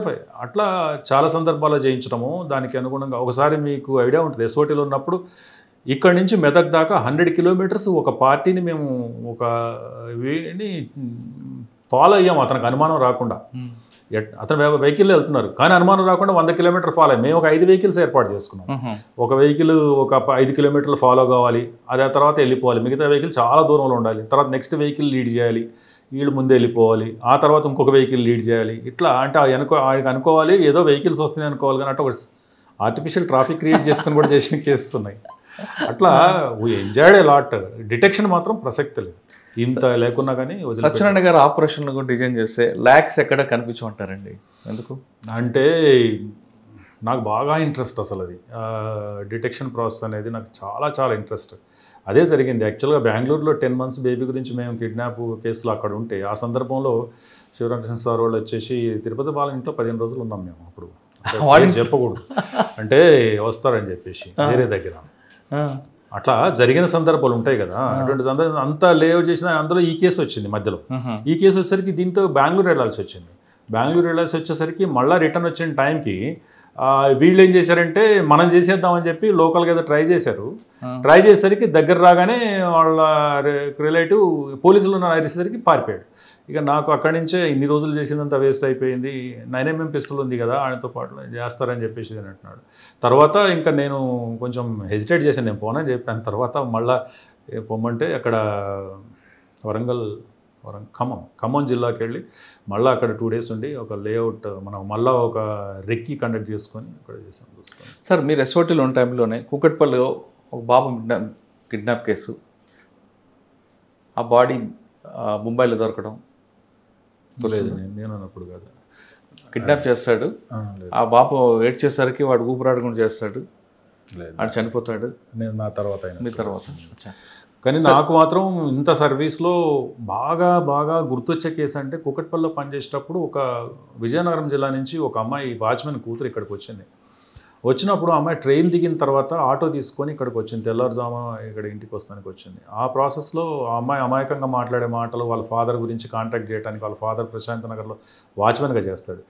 ఆ టైంలో అతనికి ల్యాండ్లైన్ నుంచి కదా మనం చేయాల్సింది, మధ్యలో టెలిఫోన్ బూతులు ఉండే అక్కడ ఆగి చెప్పడము, అన్న ఇది కూడా చూడు పెట్టు అని చెప్పేసి అది చెప్పడం, అతను వాచ్మెన్కి మాట్లాడటము, ఈమెకు అడ్రస్ తెలియదని తెలుసుకోవటం, నిజాంపేట ఏరియా నుంచి ఫోన్లో మాట్లాడి లేదమ్మా ఇది ఇక్కడ కాదు చాలా దూరం తీసుకొచ్చావు నన్ను అని చెప్పేసి ఎల్బీ నగర్ తీసుకుపోయి రేప్ అండ్ మర్డర్ చేయడం. అది ఆ కేసు నాకు అప్పటి నుంచి ఇప్పటిదాకా విపరీతంగా బాధ అనిపించే కేసు. అది డిటెక్ట్ చేయలేకపోయాం, ఇంతవరకు డిటెక్ట్ చేయలేకపోయాం. దానికోసం నేను సికింద్రాబాద్ రైల్వే స్టేషన్ దగ్గర దాదాపు ఒక 4-5 times అట్లనే ఆటో దిగిన టైంకి ఎన్ని ఆటోలు ఉంటాయి, ఆటోలు ఎక్కడికి రిజిస్టర్ చేస్తారు వీళ్ళ పేర్లు అవన్నీ. ఆ కూకట్పల్లి పోలీసు అంతా బిజీగా ఉంటున్నా కానీ దాని మీద చాలాసార్లు ట్రై చేసి విపరీతంగా ట్రై చేసి ఎంతోమంది ఆటో డ్రైవర్స్ని వెరిఫై చేసాము. తర్వాత అప్పుడు ఇవన్నీ ఏమీ లేవు. అది అంటే ఒక హెల్ప్లెస్ పర్సన్స్ వచ్చినప్పుడు మనం హెల్ప్ చేయలేకపోయినాము, ఇటువంటి సిస్టంలో మనం పని చేస్తున్నాం ఇంత పెద్ద ఆర్గనైజేషన్ ఉండి కూడా అనేటువంటిది ఇటువంటి మాత్రం సర్వీస్లో మర్చిపోలేనటువంటి కేసెస్, మనం ఫెయిల్ అయిన కేసెస్ కూడా. అంటే ఈ ఒక్క కేసు బాగా మీకు అంటే బాగా బాధ పెట్టింది. కానీ చాలా ఉన్నట్టున్నాయి కదండి. ఉంటాయి, కాకపోతే ఏంటంటే మనం అంత మూవ్ అయిపోవటం. ఒక ఇన్నోసెంట్ పర్సన్ విలేజెస్ నుంచి వస్తే ఇప్పుడు కూడా అనిపిస్తూ ఉంటుంది, ఒక ఇన్నోసెంట్ పర్సన్ రోడ్ క్రాస్ చేస్తూ ఉంటే at the cost of life road cross చేయాలా ఇక్కడ. ఒక ఇన్నోసెంట్ పర్సన్ అప్పుడు కొత్తగా వచ్చినటువంటి వ్యక్తి రోడ్ క్రాస్ చేయాలంటే at the risk of his లైఫా అంటే అంత ఫెసిలిటేట్ చేయలేమా తోటి హ్యూమన్ బీయింగ్స్ కానీ అట్లా అనిపిస్తూ ఉంటుంది అది చూస్తూ ఉంటే. ఇప్పుడు మీకు కూకట్పల్లి మిస్ అయిన వాడు ఇప్పుడు దొరికాడు అనుకోండి తర్వాత అది వేరే ఉంటుందా? ఇమాజినరీ ఏమో చెప్పలేం కదండి, విరాకలు కొన్ని అవుతుంటాయి కదా. 30 years అయిపోయింది కేసు, 30 years అయింది కేసు. అది అవ్వచ్చు అండి, ఎప్పుడైనా వాడు ఎక్కడో దగ్గర మీకు లక్ ఉండి దొరికాడు. కానీ అంటే ఎంత ఈజీగా అటువంటి పరిస్థితులు నేను చెప్తున్నాను. అంటే ఒక ఏమాత్రం లౌక్యం తెలియకుండా అమాయకంగా ఉన్నటువంటి వాళ్ళని ఎక్స్ప్లాయిట్ చేసి క్రైమ్ కండక్ట్ చేయడానికి అంత పరిస్థితులు అట్లా ఉండేవి అప్పుడు అని చెప్తున్నాను. ఓకే, తర్వాత ఎస్ఓటి తర్వాత ఎక్కడికి వచ్చారండి? ఏసీబీ తర్వాత ఇంకా యుఎన్ మిషన్ వెళ్ళాను. యుఎన్ మిషన్ తర్వాత వచ్చిన తర్వాత ఇక నేను విల్లింగ్లీ సిటీసీకి వెళ్ళాను, సిటీ ట్రైనింగ్ సెంటర్కి. అక్కడ వెళ్ళిన తర్వాత సార్కి రిక్వెస్ట్ చేసి అనురాగ్ శర్మ సార్కి పోస్టింగ్ తీసుకున్నాను. ఎందుకంటే నాకు ఇవన్నీ కూడా అంత అనిపించలేదు. ఇక దానితో అక్కడికి వెళ్ళాను, అక్కడ ప్రమోషన్ వచ్చింది. కానీ అక్కడికి ఉన్న తర్వాత కూడా మళ్ళీ ట్రైనింగ్స్ మళ్ళీ కండక్ట్ చేయటం, మళ్ళీ సార్ సిపికి వచ్చారు, అప్పుడు మహేందర్ రెడ్డి సార్ సిపికి వచ్చారు. వచ్చిన తర్వాత మళ్ళీ నువ్వు ఇక్కడ ఉన్నావా అని చెప్పేసి అడిగి మళ్ళీ అక్కడ ట్రైనింగ్స్ అక్కడ ఉన్నటువంటి గ్రాస్ రూట్ నా ఫోకస్ ఎక్కువ నాకు పోలీస్ స్టేషన్ మీద ఉంటుంది.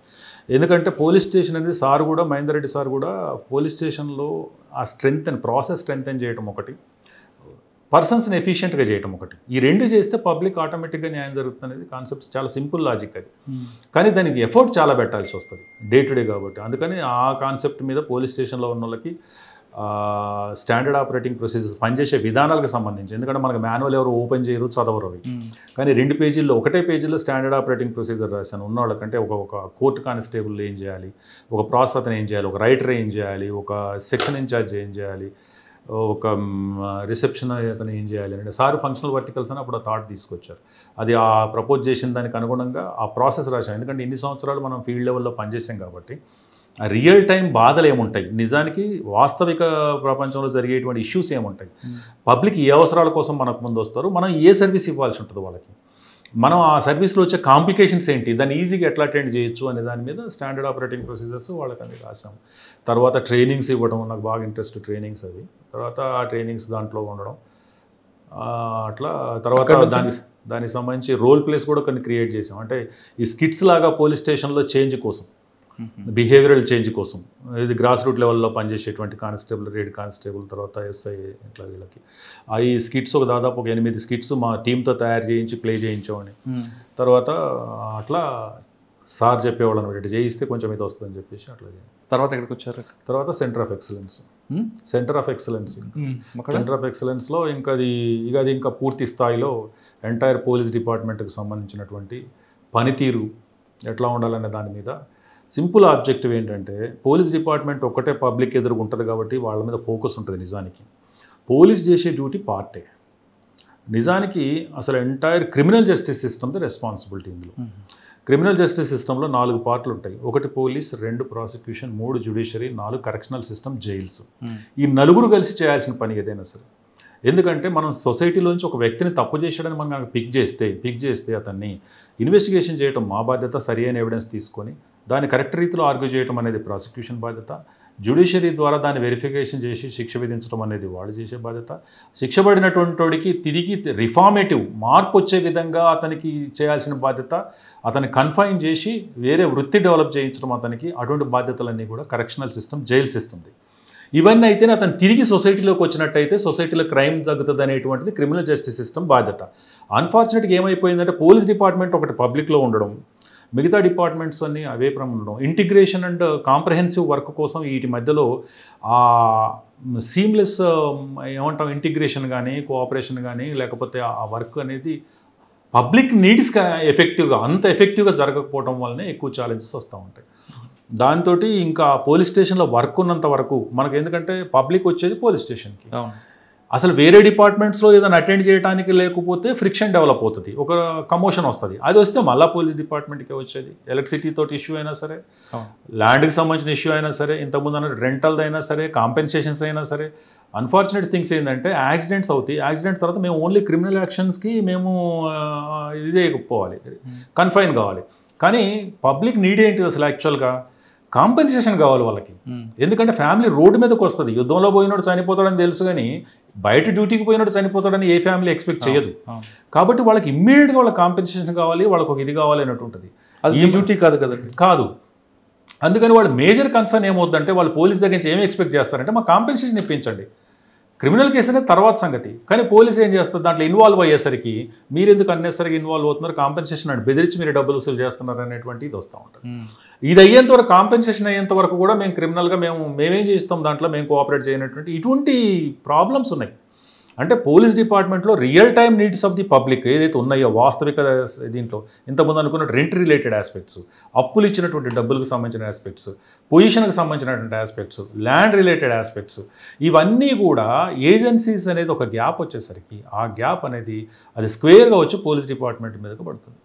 దీంట్లోకి వచ్చేసరికి టైం కన్స్యూమింగ్. ఇవి కాక ఇంకా సొసైటీలో వచ్చే విపరీతమైన చేంజెస్.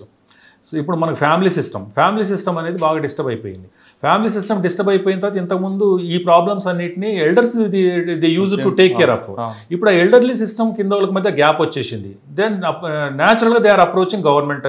మళ్ళీ పోలీస్కి వచ్చేసరికి అంటే మ్యారేజ్ ఇన్స్టిట్యూషన్ కావచ్చు, లేకపోతే ఫ్యామిలీ ఇన్స్టిట్యూషన్ కావచ్చు, ఎల్డర్లీది కావచ్చు, ఇవన్నీ ఏమో సోషల్లో వచ్చే కల్చరల్ చేంజెస్.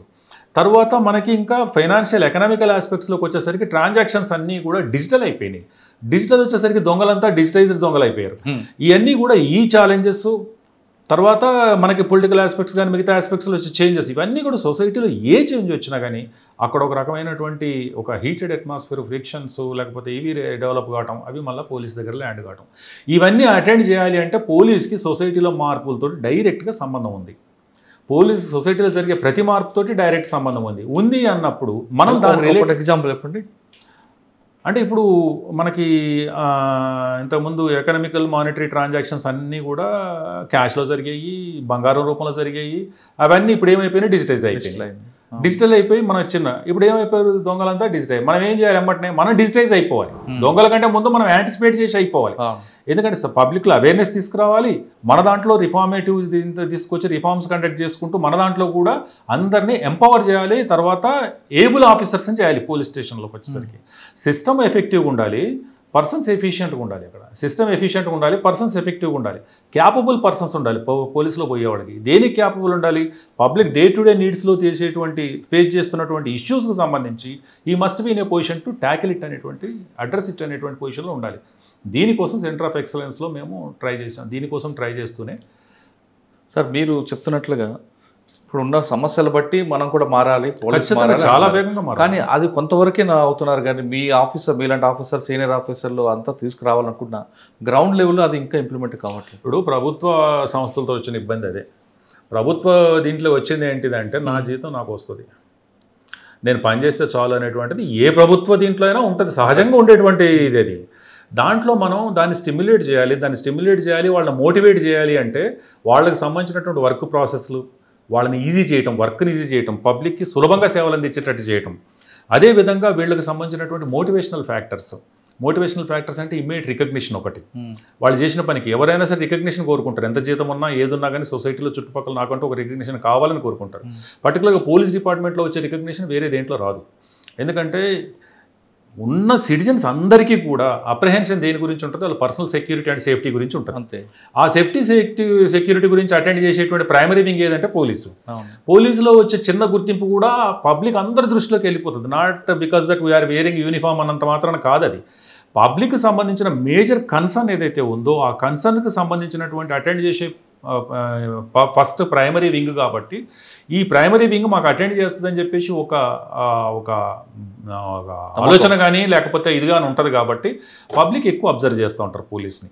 ఎందుకంటే ఇక్కడ మర్డర్ అయినా కానీ ఆదిలాబాద్లో రియాక్ట్ అవుతారు, ఇంకొక దగ్గర అయినా కానీ ఇంకొక కలకత్తాలో కూడా రియాక్ట్ అవుతారు. ఎందుకు రియాక్ట్ అవుతారంటే ఎవ్రీ సిటిజన్స్ బాడీలో సబ్కాన్షియస్గా కాన్షియస్గా కావచ్చు, safety of security of individual కావచ్చు, అతని ప్రాపర్టీ కావచ్చు, అతని రెప్యుటేషన్కి సంబంధించిన కావచ్చు, కన్సర్న్ అనేది డైరెక్ట్గా ఎక్కువ తక్కువ ప్రతి ఇండివిజువల్లో ఉంటుంది.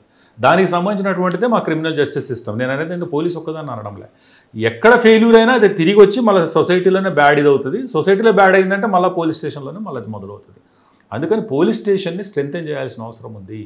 రియల్ టైం నీడ్స్, వాస్తవిక ప్రపంచంలో జరిగేటువంటి పబ్లిక్ అవసరాల వాటికి అనుగుణంగా పోలీసుని మనం ఇంప్రూవ్ చేసుకోవాల్సిన అవసరం ఉంది. అది కూడా ఎవరు, పెట్రోల్ ఆఫీసర్స్ రెగ్యులర్గా సొసైటీలోకి వెళ్ళాలి అంటే పబ్లిక్తో మంచి రిలేషన్షిప్ మెయింటైన్ చేయాలి, కాన్ఫిడెన్స్ బిల్డింగ్ చేయాలి, వాళ్ళ దగ్గర నుంచి ఇన్ఫర్మేషన్ ఫ్లో వచ్చేటట్టు చూసుకోవాలి. తర్వాత మేము ఉన్నాము, రియాక్ట్ అవుతున్నామని చూడాలి. ఈ మధ్య డయల్ 100 మీద ఎన్ని కాల్స్ వస్తున్నాయి, ఎంతమంది అంటే పబ్లిక్కి కొంచెం పెరుగుతూ ఉంది విశ్వాసం.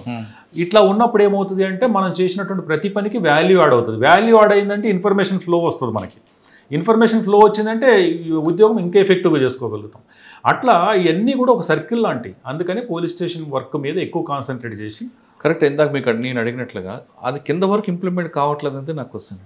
అదే కింద వరకు ఇంప్లిమెంట్ కావాలంటే ఫస్ట్ క్లారిటీ ఇవ్వాలి వాళ్ళకి, వాళ్ళ రోల్ క్లారిటీస్, ఎవరి రోల్ క్లారిటీ ఏంటిది, వాళ్ళకు సంబంధించినటువంటి పని అసలు ఎంటైర్ పోలీస్ డిపార్ట్మెంట్కి కావచ్చు, క్రిమినల్ జస్టిస్ సిస్టానికి కావచ్చు, ఒకటే ఆబ్జెక్టివ్. నేను సింపుల్గా చెప్పదలుచుకుంటే 4 లైనర్స్లో చెప్పదలుచుకుంటే ఎవ్రీ ఇండివిజువల్కి సేఫ్టీ సెక్యూరిటీ ప్రొవైడ్ చేస్తూ వాళ్ళ వెల్ బీయింగ్ని అష్యూరెన్స్ ఇవ్వడము ఇండివిజువల్కి.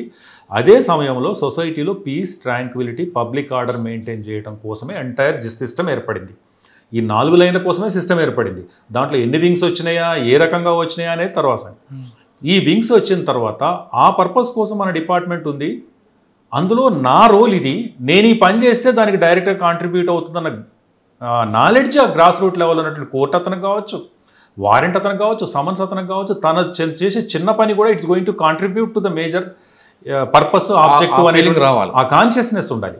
కాన్షియస్నెస్ ఉంటూనే అది చెయ్యాలి అంటే నేనేం చేయాలి అనే క్లారిటీ కూడా ఉండాలి. దానికే స్టాండర్డ్ ఆపరేటింగ్ ప్రొసీజర్ రాసింది. నువ్వు ఈ పని చేయడం ద్వారా నువ్వు సులభంగా చేయగలవు. అంత పర్ఫెక్ట్గా కనపట్లేదు అనుకో. చాలా మంది ఏమన్నా వచ్చామా, తిన్నామా, లేచామా, ఉద్యోగం చేసామా, నా డబ్బులు నాకు వచ్చే బస్ అయిపోయింది. సహజంగా మీరు ఇందాక చెప్తున్నట్లుగా సొసైటీలో నా రోల్ ఏంటి అని చేయాలంటే నా డ్యూటీ చేయాలంటున్నారు మీరు. కానీ ఆ సిచ్యువేషన్ అంటే మురళి మీరు ఇంతకుముందు గమనిస్తే కొంచెం చిన్న చేంజ్. ఇప్పుడు మనం పోలీస్ స్టేషన్కి వెళ్తే, ఇప్పుడు మా టైంలో పోలీస్ స్టేషన్కి వెళ్ళిన దానికి ఇప్పుడు పోలీస్ స్టేషన్కి వెళ్ళిన దానికి చేంజ్ ఉందా లేదా? ఉంది. ఇప్పుడు కనీసం ఒక రిసెప్షన్ ఆఫీసర్ ఉన్నాడు కూర్చోబెట్టి మాట్లాడడానికి. మా టైంలో కూర్చోబెట్టడం కాదు కదా, అసలు పోలీస్ స్టేషన్కి ఎంటర్ కావటమే కష్టంగా ఉండేది. కష్టం ఎందుకు వచ్చామని అనిపించేది. అంటే ఆ స్మెల్ ఇంకా ఉందండి, పోవట్లేదు. అంటే పూర్తి స్థాయిలో లేదు. చాలా వరకు అది దాన్ని ఆన్సర్ చేసుకోవడానికి డిపార్ట్మెంట్లో ఆఫీసర్స్ దానికి ప్లాన్ చేసుకొని రిసెప్షన్ ఏర్పాటు చేశారు. రిసెప్షన్ ఏర్పాటు చేసిన అతను వాళ్ళకి హ్యూమన్ టచ్ ఉంటూ కొంచెం మాట్లాడే విధానంలో కానీ, వాళ్ళకి హెల్ప్ చేయడం కానీ, దానికి అనుగుణంగా వాళ్ళకి సప్లిమెంట్ చేయడం కానీ, వాళ్ళకి అసిస్ట్ చేయడం కానీ చేస్తూ ఉన్నారు. ఇది ఒకటి.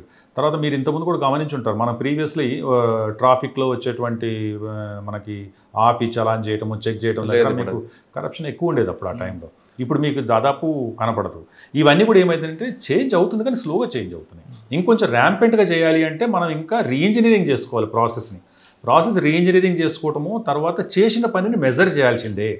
మెజర్ చేసినప్పుడు మంచి వాళ్ళకి మంచి చాలా బాగా చేస్తున్నాడు, మంచిగా చేయనటువంటి వాళ్ళకి ఏ విధంగా చేస్తే మంచిగా వస్తుంది, చెడ్డగా చేసే వాళ్ళకి 3-4 సార్లు అవకాశం ఇవ్వడం, తర్వాత సీవియర్గా ఉండటం, ఇటువంటి చేస్తేనే మనకు అక్కడ మార్పు అనేది వస్తుంది. ఎప్పుడైతే మంచిగా చేసిన వాళ్ళకి అప్రిషియేషన్ వస్తుందో, ఈ మధ్యలో దాదాపు 60-70% ఉంటారు ఫెన్స్ సిట్టర్స్ అంటారు. వీళ్ళు అటు అయితే ఇటు, ఇటు అయితే ఇటు, వాళ్ళు అటువైపు మూవ్ కావడానికి అవకాశం ఉంటుంది. తర్వాత గుర్తింపు వస్తుంది అంటే వాళ్ళ ఫ్యామిలీ కానీ, సొసైటీ కానీ. పోలీస్ డిపార్ట్మెంట్కి వచ్చేసరికి ఏమవుతుందంటే సోసైటల్ రికగ్నిషన్ చాలా తొందరగా వస్తుంది. సొసైటల్ రికగ్నిషన్ మంచిగా వచ్చిందంటే అంతకుమించి వాళ్ళకి ఆ గుర్తింపు అనేది ఒక రకమైనటువంటి చాలా ఓవర్వెల్మింగ్ అట్మాస్ఫియర్ క్రియేట్ చేస్తుంది వాళ్ళకి. అటువంటి దాంట్లో ఉంటుంది. కాబట్టి అందుకనే మేము ఈ సిస్టంలోకి తీసుకొచ్చిన తర్వాత ఫస్ట్ వాళ్ళకి రోల్ క్లారిటీ ఇవ్వటము, వాళ్ళకి సంబంధించినటువంటి డ్యూటీస్ని స్పెసిఫై చేయటము, ఎంపవర్ చేయడానికి, టెక్నాలజీని వాడటానికి కొంచెం ఎనేబుల్ చేయటము. ఇప్పుడు ఆల్ ఇండియా లెవెల్లో మీరు చూసి ఉంటారు, తెలంగాణ ఫస్ట్ వస్తుంది అంటే మనం చాలా ముందున్నాం టెక్నాలజీని అడాప్ట్ చేసుకోవడానికి. ప్రపంచంలో మన చుట్టుపక్కల సొసైటీలో ఉపయోగిస్తున్న టెక్నాలజీని మనం కూడా ఉపయోగించుకొని చేద్దాం. ఇప్పుడు మీరు సీసీ కెమెరా చూస్తున్నాం. సీసీ కెమెరా ఇప్పుడు అన్నిటికీ ఆన్సర్. అప్పుడు పోలీస్ స్టేషన్లో పోలీస్ కానిస్టేబుల్ ఒక్కటి నిలబడి చూస్తుంటే సీసీ కెమెరా అట్లే నిలబడి చూస్తూ ఉంటుంది. ఆ సీసీ కెమెరా ఎట్లా నిలబడి చూస్తూ ఉంటుంది అంటే 24 hours నిలబడి చూస్తూ ఉంటారు. సో క్రైమ్ తగ్గింది. ఎందుకంటే ఈ నిలబడి చూసే సీసీ కెమెరా వల్లనే క్రైమ్ తగ్గింది. ఎందుకంటే ఒక కేసు డిటెక్ట్ అవుతుందంటే 100 కేసులు ప్రివెన్షన్ అయిపోతాయి. ఎందుకంటే సీసీ కెమెరాతో డిటెక్ట్ అవుతుందంటే సీసీ కెమెరా ఉందని ప్రివెన్షన్ కూడా ఎక్కువైపోతుంది. అందుకని ఇట్లా టెక్నాలజీని యూటిలైజ్ చేసుకోవడం వల్ల ఏమైపోయిందంటే క్రైమ్లో మీకు ఇప్పుడు ఇంతకుముందు అంత క్రైమ్ లేదు. మేము ఆ టైంలో 58 బీట్లు వేసానని చెప్పాను. ఇప్పుడు అంతా కలిసి ఎంత ఉంటారు? 3-4 పెట్రోలింగ్స్ తిరుగుతూ ఉంటారు. అది ఎందుకు నైట్ టైం జరిగిందంటే ఎక్కడున్న CC cameras we are under surveillance, పట్టుబడతామనే భయం. ఇందువలన ఐడియలిస్టిక్గా ఆదర్శవంతంగా బిహేవ్ చేస్తారు తప్పితే అది వేరే విధంగా కాదు. సో ఇట్లా టెక్నాలజీని యూటిలైజ్ చేసుకోవటము, తర్వాత వాళ్ళు చేసే పనిని మెజర్ చేసుకోవటము, మెజర్ చేసి మంచిగా పనిచేసే వాళ్ళకి ఎవరి ప్రమేయాలు లేకుండా వాళ్ళకి అవార్డ్స్ కానీ, రివార్డ్స్ కానీ, గుర్తింపులు కానీ ఇవ్వడము, తర్వాత ప్రమోషన్లో వాళ్ళకు అడ్వాంటేజ్ ఇవ్వడము, ఇటువంటి ఆస్పెక్ట్స్ వల్ల ఏమవుతుందంటే ఇంటర్నల్గా ఒక స్టిమ్యులేటివ్ అట్మాస్ఫియర్ మన డిపార్ట్మెంట్లో తీసుకురావడానికి అవకాశం ఉంటుంది. ఆ చేంజ్ రెసిస్టెన్స్ ఉంటుంది కదా, మార్పుకు వ్యతిరేకత అనేది ప్రతి ఒక్కరిలో అది దీంట్లో తొందరగా కొంచెం ఎక్కువ బ్రేక్ చేయడానికి అవకాశం ఉంటుంది. ఆ విధంగా మనం ఈ డిపార్ట్మెంట్ని కొంచెం ఇది చేసుకుందాం అనే ఉద్దేశంతో సెంటర్ ఆఫ్ ఎక్సలెన్స్ని తీసుకురావటము, అది అందరికీ ఇప్పుడు ఇండియాలో అందరికీ నచ్చుతుంది. అది ఎందుకంటే ఇప్పుడు నేషనల్ పోలీస్ అకాడమీలో కూడా దానికి సంబంధించిన క్లాసెస్ కండక్ట్ చేస్తున్నారు, మనం దగ్గర ఇంట్రడ్యూస్ చేసినటువంటి ఆ సిస్టాన్ని. సో ఈ సిస్టమ్ వల్ల ఏమవుతుందంటే మనకి ఎవరో వచ్చి బయట నుంచి మనల్ని మార్చరు కదా, మనల్ని మార్చుకోవాలి. అందుకని సీనియర్ ఆఫీసర్స్ కానీ దీనికి సంబంధించినటువంటి ఎబిలిటీస్ ఇంప్రూవ్ చేయడానికి కానీ, ఇప్పుడు సిపి సార్ ఉన్నారు, ఆయన కూడా దీనికి సంబంధించినటువంటి ప్రతి హెడ్ కానిస్టేబుల్కి ఇన్వెస్టిగేషన్ చేయొచ్చు, ఆయన చేయాలి, ఆయన రాసుకోవాలి. ప్రతి కానిస్టేబుల్కి ఎంక్వైరీ చేయొచ్చు, ఆయన చేయాలి. ఇట్లా ఇది ఎంపవర్ చేయడం, కింద స్థాయి వరకు ఎంపవర్ చేయడం జరుగుతుందన్నమాట. అది జరగడం వల్ల ఏమవుతుందంటే మనకు ఉన్నటువంటి హ్యూమన్ రిసోర్సెస్ని ఏదైతున్నాయో ఆప్టిమల్ లెవెల్లో మనం యూటిలైజ్. ఇది అయిన తర్వాత కీ పర్ఫార్మెన్స్ ఇండికేటర్స్ అని వాళ్ళ పనుల మీద పెట్టుకున్నాం. వాళ్ళ పనుల్ని మనం మెజర్ చేస్తూ ఉంటాం, మెజర్ చేసి కంపేర్ చేస్తూ ఉంటాం, వాళ్ళ తోటలతో కంపేర్ చేస్తూ ఉంటాం, చేసి దానికి సెలెక్ట్ చేస్తూ ఉంటాం. సో అది ఒక నిరంతరమైన ప్రాసెస్. కాబట్టి ఎప్పుడైతే నా పనిని కంపేర్ చేస్తారు, నా పనిని అప్పుడు ఆటోమేటిక్గా అది ఉంటుంది. అట్లా సెంటర్ ఆఫ్ ఎక్సలెన్స్లో 6 సంవత్సరాలు చేయడం జరిగింది. తర్వాత ఇంకెక్కడికి వచ్చాం. ఇంటర్నల్ ప్రాసెస్ గురించి కానీ దీనికి సంబంధించి కానీ దాదాపు 8 సంవత్సరాలు పనిచేసి తీసుకొని మాకు అదొక లైనర్సు, తర్వాత ఒక ఆబ్జెక్టివ్ క్రియేట్ చేయటము, సార్ క్రియేట్ చేసేవాళ్ళు. ఇక్కడ 23 నుంచి ఉన్నారు. ఇక్కడ 23 నుంచి. ఇక్కడే ఉంటుంది సార్ మీ డ్యూటీ అడ్మిన్ అంతా? ఇక్కడ అడిషనల్ డీసీపీగా అంటే ఉన్న ప్రాసెస్లో కొన్ని సిపి గారు కొన్ని work economical offences related, cyber crimes related, తర్వాత కోర్టు ప్రాసెస్ సంబంధించిన రిలేటెడ్ ఈ వర్క్స్ అన్నీ కూడా అవి చూడటానికి ప్రయత్నం చేశారు. తర్వాత ఇంకా బందోబస్తులు అవి తర్వాత డీసీపీ గారికి అసిస్ట్ చేయడం, ఏదైనా లేకపోతే వార్ ఆప్షన్స్లో చూసుకోవడము, ఇవన్నీ తర్వాత పోలీస్ స్టేషన్ లెవెల్లో కూడా ఈ టెక్నాలజీ ఇంప్లిమెంటేషన్కి సంబంధించినటువంటి ఈ ఆస్పెక్ట్స్కి సంబంధించి ఆ పనులు చూస్తాం. సార్ మీకు కింద ఫస్ట్లో ఒక క్వశ్చన్ అడిగా, ఒకప్పుడు ఎలాంటి సిస్టమ్ లేని టైంలో బ్రేక్ చేసిన కేసులు ఇప్పుడు మనం 2 నెలల క్రైమ్ ప్యాటర్న్ మారింది కాబట్టి ఇప్పుడు ఇన్వెస్టిగేషన్ కూడా మారుతుంది, దీనికి కూడా స్మార్ట్ అవుతుంది సీసీ కెమెరాలు. అంటే కేవలం టెక్నాలజీ మీద డిపెండ్ అయితేనే సరిపోద్దా, లేదు మీరు ఫస్ట్లో చెప్పారు హార్ట్ ఇంటెలిజెన్స్, ఫుట్ ఇంటెలిజెన్స్, అది మర్చిపోవచ్చా, లేదా అది కూడా పెట్టు చేస్తేనే కేసులు బ్రేక్ అవుతాయి? అది చాలా చాలా ఇంపార్టెంట్ అసలు. అది మెయిన్ మాతృక. అది ఉంటేనే మనం టెక్నాలజీని ఎట్లా యూటిలైజ్ చేసుకుంటాం మనకు తెలుస్తుంది. అది ఎప్పుడు కూడా మనకు హార్డ్ ఇంటెలిజెన్స్ కానీ పర్టికులర్గా మనకు సంబంధించినంత వరకు ఒక క్రైమ్ జరిగింది అంటే అక్కడ ఒక క్రిమినల్ ఉన్నాడు, ఒక విక్టిమ్ ఉన్నాడు. సో ఈ క్రైమ్ జరగడానికి మోటివ్ ఉంటుంది కంపల్సరీగా. ఆ మోటివ్ ఎగ్జిక్యూషన్లో భాగంగానే అది చేస్తాడు కాబట్టి దాన్ని 3 పార్ట్స్ కింద డివైడ్ చేసుకుంటే మనకేంటిదంటే ఈ అఫెన్స్ కండక్ట్ చేయడానికి ప్రిపరేటరీ పార్ట్ ఏంటిది, ఎగ్జిక్యూషన్ పార్ట్ ఏంటిది, సబ్సీక్వెంట్గా దానికి విడ్రాల్ పార్ట్ ఏంటిది, ఈ 3 కనుక మనం చాలా తరువుగా చేసుకుంటే ఈ 3టికి సంబంధించి మనం 4 రకాల ఎవిడెన్సెస్ తోటి మనం కలెక్ట్ చేసుకోవచ్చు. ఒకటి ఓరల్ ఎవిడెన్సెస్ తీసుకోవచ్చు, డాక్యుమెంటరీ ఎవిడెన్సెస్ తీసుకోవచ్చు, టెక్నికల్ ఎవిడెన్సెస్ తీసుకోవచ్చు, తర్వాత సైంటిఫిక్ ఎవిడెన్సెస్ తీసుకోవచ్చు. ఇట్లా ఈ ఎవిడెన్సెస్ ద్వారా ఈ ఎవిడెన్సెస్ 4 కేటగిరీస్ ఈ స్టేజెస్లో కనుక ప్రాపర్గా చేసుకొస్తే దాంట్లో ఎక్కడ కూడా మనం ఏంటంటే సీన్ ఆఫ్ అఫెన్స్ అనేది చాలా చాలా ఇంపార్టెంట్. ఆ సీన్ ఆఫ్ అఫెన్స్లో అఫెన్స్ జరిగింది అంటే ఆ అఫెన్స్కి సంబంధించినటువంటి ఆనవాళ్ళు మనం గుర్తుపట్టగలగాలి. అదే సీన్ ఎందుకు, ఇక్కడే ఎందుకు, ఈ టైమే ఎందుకు, ఏ విధంగా జరిగింది అంటే మనం దాన్ని మనకు ఉన్నటువంటి ఈ సోర్సెస్ ద్వారా దాన్ని మనం ఎలిసిట్ చేయాల్సి ఉంటుంది. దీనికోసం కావాల్సిందంటే ఓరియంటేషన్. ఫస్ట్ ఈడ క్రైమ్ జరిగిందని నువ్వు నమ్మినప్పుడు అది దానికి ఒక సొల్యూషన్ ఉంటుందని కూడా నమ్మాలి. ఖచ్చితంగా సొల్యూషన్ ఉంటుంది. ఎక్కువ ఎఫర్టా, తక్కువ ఎఫర్టా, 1 మందా 10 మందా, టీమా, టైం తీసుకుంటావా, బట్ సొల్యూషన్ కంపల్సరీ ఉంటుంది. అది మీ కేసు డిటెక్ట్ చేయబోతున్నా అని ఫస్ట్ నమ్మాలి. నమ్మినప్పుడు ఏ చిన్న అవకాశాన్ని కూడా మనం వదిలిపెట్టాం. అట్లా కాకుండా కాబోయిందట అనుకోబోయిందట అంటే మనకి ఎప్పుడు ఆపర్చునిటీ 1% రూపంలోనే ఉంటుంది 100%లో. ఆ 1% మన చేయి దాటిపోతుంది. కానీ కొంతమంది కేవలం టెక్నాలజీ మీద డిపెండ్ అవుతున్నారు.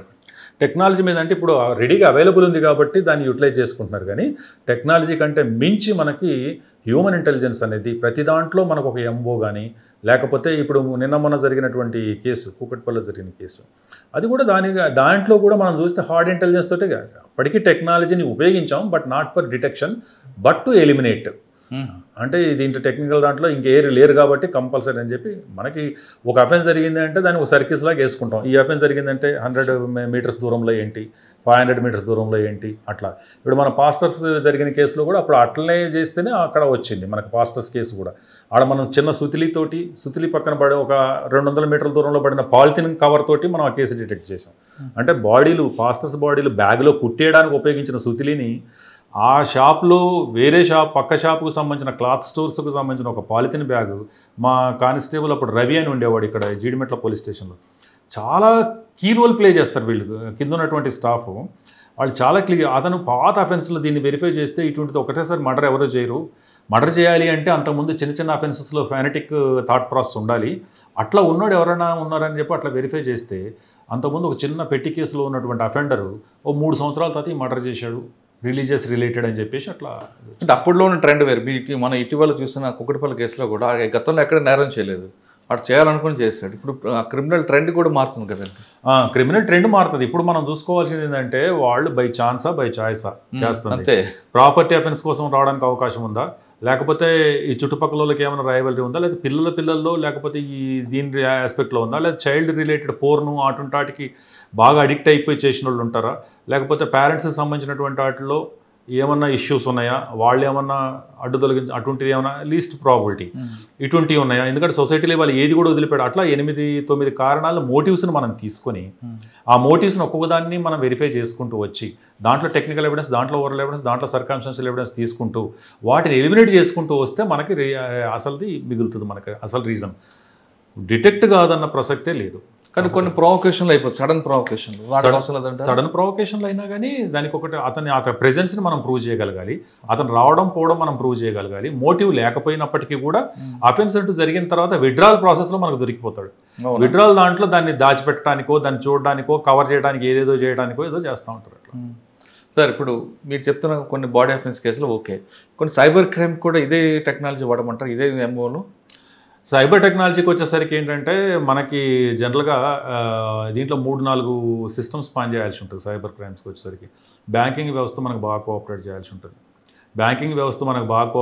ఉంటుంది. మన పోలీస్ డిపార్ట్మెంట్లో టెక్నాలజికల్ ఇది కూడా ఉండాల్సి వస్తుంది. సో ప్రీవియస్ జరిగిన అఫెన్సెస్ వాళ్ళు ఎందుకంటే ఫ్రీక్వెంట్గా సిమ్స్ యూజ్ చేస్తూ ఉంటారు. So cell phone and telephone related ఆ ఆస్పెక్ట్స్లో సెల్ ఫోన్ కమ్యూనికేషన్ డిపార్ట్మెంట్ వాళ్ళు మనకి కోఆపరేట్ చేయాల్సి ఉంటుంది.